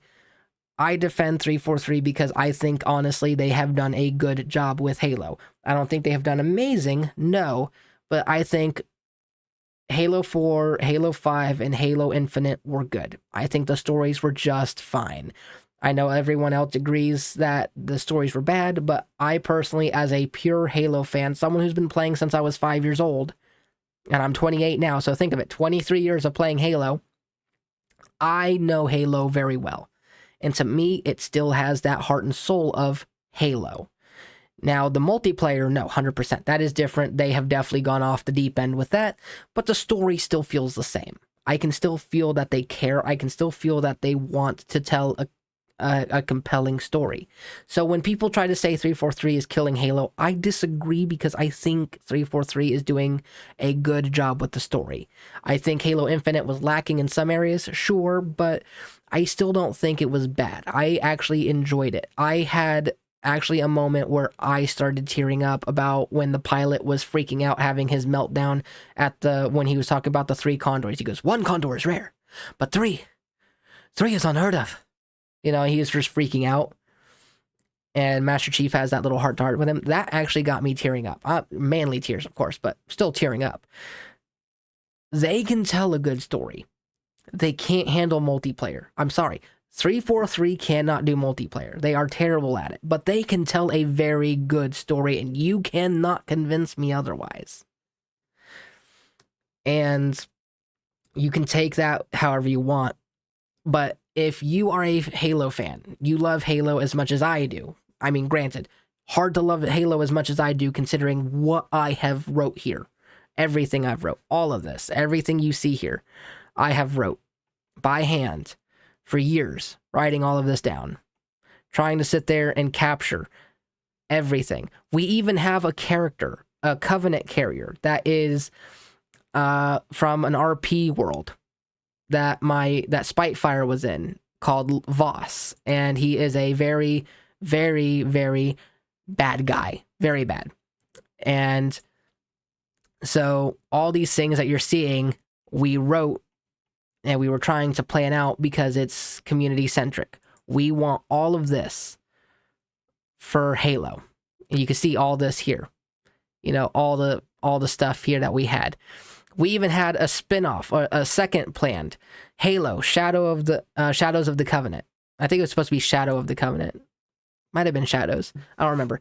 But it's supposed to be the backstory of Voss, the story that has not yet been revealed, because it's still a work in progress, because as he does more in this RP server, the more he gains power eventually, when he does eventually die. But the RP server, as it's going, is kind of developing the story, and he was taking notes, and he was letting me know what's all gone on, where things were at with Voss. And at the last I heard, they had done the Great Schism. So Voss was there for the Great Schism, and he sided with the Covenant, I believe is what he said. So, and I was in the RP server too for a good while. I was a Kigyar, my name was Pack, and I was a sniper, and I was pretty dang good at it actually too. If my computer wasn't crap, I could still be in that server. But the point being, we have all this here. This is why I've been gone a lot. And, you know, I know we've been going for exactly almost 2 hours at this point, but as the title of the video says, I just wanted to share this with you because I don't think people understand how much something can mean to someone. This means a lot, that I've been working on it since before 2014. You know, it's like 2013, 2012 is when I've been working on this, writing everything down almost every day, working on this. And to not be able to learn the coding and the modeling really hurts when you have the dream, you have the vision, and you cannot, for the life of you, make it. Not even something simple. You know, I can make at best an apple and a donut on Blender is the best I can make. I cannot make anything better than that. I can make a box with some curves, the best I can do. And I cannot afford to get a tutor because I am working 2 jobs, still can't afford it because I have so much stuff going on in life that it is so hard. Thank you, Bidenomics. But if there is anyone in the community, the Halo community, that really cares as much as I do, and if anyone wants to offer help, I would be willing to accept it. This is supposed to be a fan project. This is not supposed to be official. This is not even for money. When me and Spitefire were writing this, we had the plan and the idea that at no point would we charge money for it. Because one, we couldn't, because it's not our IP, so if we made money, we'd get in jail. We'd go to jail or we'd have to pay massive fines. But it was supposed to be a free Halo game for the community, for people who love Halo to play. More content, because there's never too much. And he has dropped off of the project. He no longer wants to be a part of it, and I respect his decision. It's been years, and we have gotten nowheres. All we have is what you see on screen. All of this wrote down. All of this. And I decided it couldn't hurt to throw my hat into the ring and just say, I need help. It hurts to say it, but I need help. Any person, anyone in the Halo community that wants to sit there and provide any assistance, that would be tremendous. Because the whole point, the whole lead up for why I wanted to share any of this is garbage by comparison. Even my VR game that you can see I clearly wrote a lot for. You can see clearly when it comes to writing these things, I do have a passion for it. I really do go out of my way to write as much as possible and make it as detailed as possible. Even I didn't even show you this one. It's a text-based RPG game. I didn't even show you this. This one we thought would be a real fun, simple one, a text-based RPG game that has different gods, different roles, different things that you can do. There's queen, there's bounty hunter, there's a hunter, there's an assassin, there's a soldier, a bandit, a farmer, a coinless peasant even. There's king and queen roles. There's stats that you can get. There's skills and traits. There's inventories, buffs and debuffs. There's gear. There's items. There's weapons. There's special items that you can't get rid of because, another hand touches Meridia's beacon. That kind of stuff. There's the UI. There's your health, your mana, your gold, your reputation, devotion. There's a rough draft of what we want. There's a minimum viable product that we were planning. And we had gods all planned out. And I can even show you the gods when I find out where I moved them to. Here we go, we got gods. So we have God of Time, Kitrine. We have God of Anger, Voss. He's supposed to be kind of like our running gag joke character that's in all the games because Voss is such an awesome character. How could he not be the God of Anger and War? There's the God of the Harvest, Seona. There's the God of Fertility, Lumara. There is the God of Madness.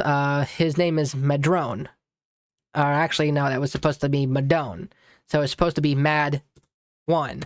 Madone. Get it? God of Gods, who lays dormant. No one knows his name. No one's ever heard of him. But he hears all. He sees all, even if he's in slumber. There's a realm of the gods. Each god has their own realm, which is known as the Empyrean realms. My God, I'm starting to have a stroke here. But they have their own Empyrean realms. Each one, kind of think of it like Oblivion realms. It's the same thing. They have their own imperial realms where it's their own domains, like with God of Anger, Voss, the God of War, of Aggression, and of Death, keeper of his Empyrean realm of Red Natatorium, where blood flows like crimson oil and screams of agony and torment are never ending. It's the theme. It's the theme of the god.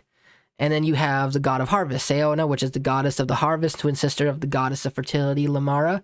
The goddess is the most popular with farmers and will sometimes show gratitude for their loyalty by providing better conditions for crops. So less storms, no droughts, better crop yields. That kind of thing, And it's text-based. It's supposed to be text-based with some pictures here and there to help guide you along your way. And the goal of it was supposed to be that it's an RPG game. You can start out, when you start the game, you will be, let's see, where is it? Roles. You normally would start out as a coinless peasant. Maybe you have the option you'll start as your farmer. Or, optionally, you can start as a bandit. And these would be your 3 options that you can start with. And then once you play the game, you die. The more you play it, you'll unlock more things. Like you'll get soldier. You can unlock specialties if you do certain achievements or get certain things. You can say, I want to be a bounty hunter. If you progress through the game and you unlock that job and you play it once, now you can start as the bounty hunter. Or if you go and you're a coinless peasant and you make some money, you buy the equipment, and then you unlock the job title of hunter. Now you can start as a hunter. The game is supposed to be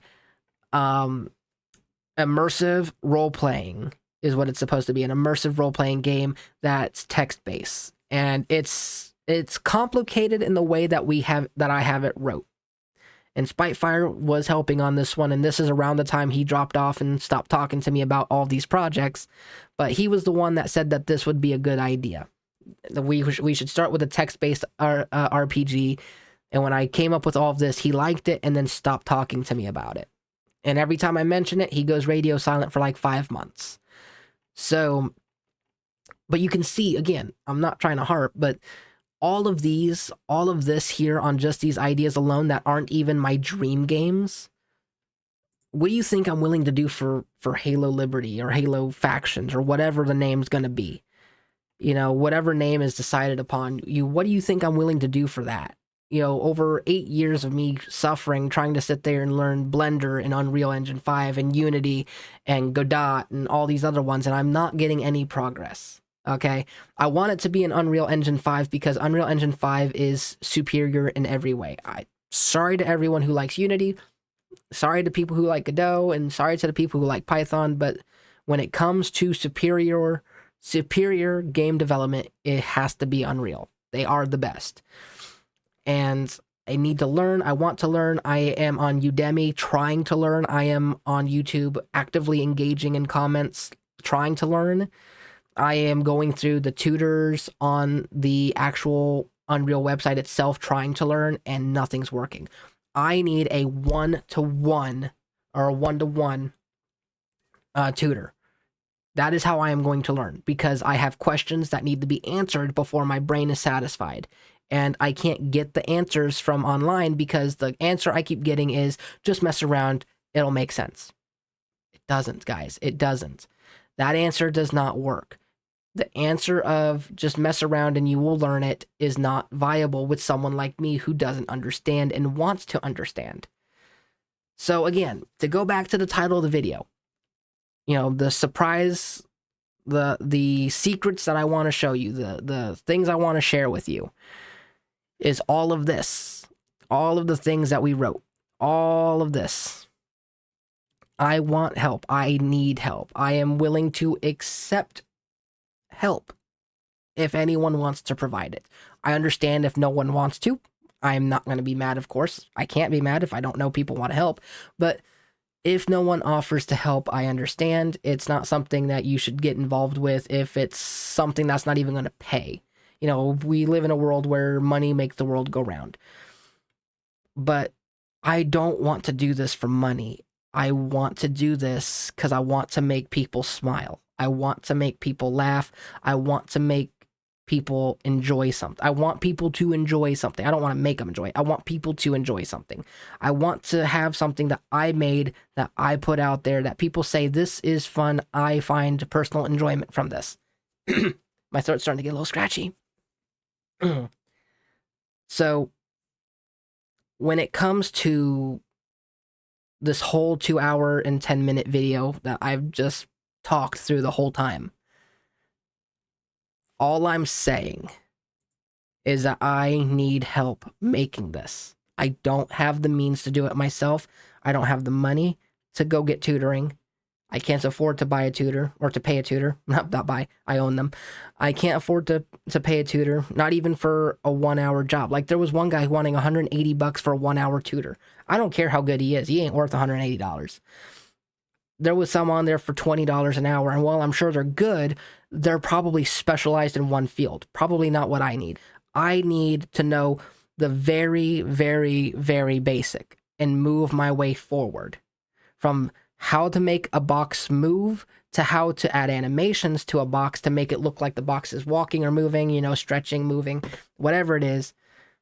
I need to go to the very beginning, not just from a template. I don't need to download templates and use those, because that's not helping when you say I provided materials for you to use. No, I don't want to learn from downloading your assets and using your assets. I want to learn specifically what's in the game engine right now. If I load up Unreal Engine, I want to go in right now and make a box move. No assets, no nothing, just what the game engine comes with. A box and the planes and all that you can add right now. And the basic materials that come with it that you get. That's it. No store-bought assets, no man-made assets, just what came straight from the start. Just the starter content. I'm not asking too much, I don't think. And if I could learn, again, this is backwards, so it's hard to do. Look at all this. Look at all this that can be made, that I would like to make, because I want to make people happy. And I think as a community, as a Halo community, I think this is something that we all should be supporting. Even if it's not my idea, but just a Halo game in general that's community made, I think would be a good idea. The biggest Halo game of all time, and it's made by Halo fans? Come on, how can you say no? But I think I've talked enough. I've made my point. I think I made my point, or at least I've delivered enough of my point that you can get what I want, or that you can get what I'm getting to. I want to make a Halo game one day. I want to work at 343 and make a Halo game. I've always wanted to work at Bungie. Before I wanted to work at Rooster Teeth and Achievement Hunter, I wanted to work at Bungie and I wanted to make Halo games. When they went out, I wanted to go ahead and work with 343 because, again, they were making Halo. That's where I wanted to be. Halo is my lifeblood. Halo is the game I will always enjoy and never get sick of.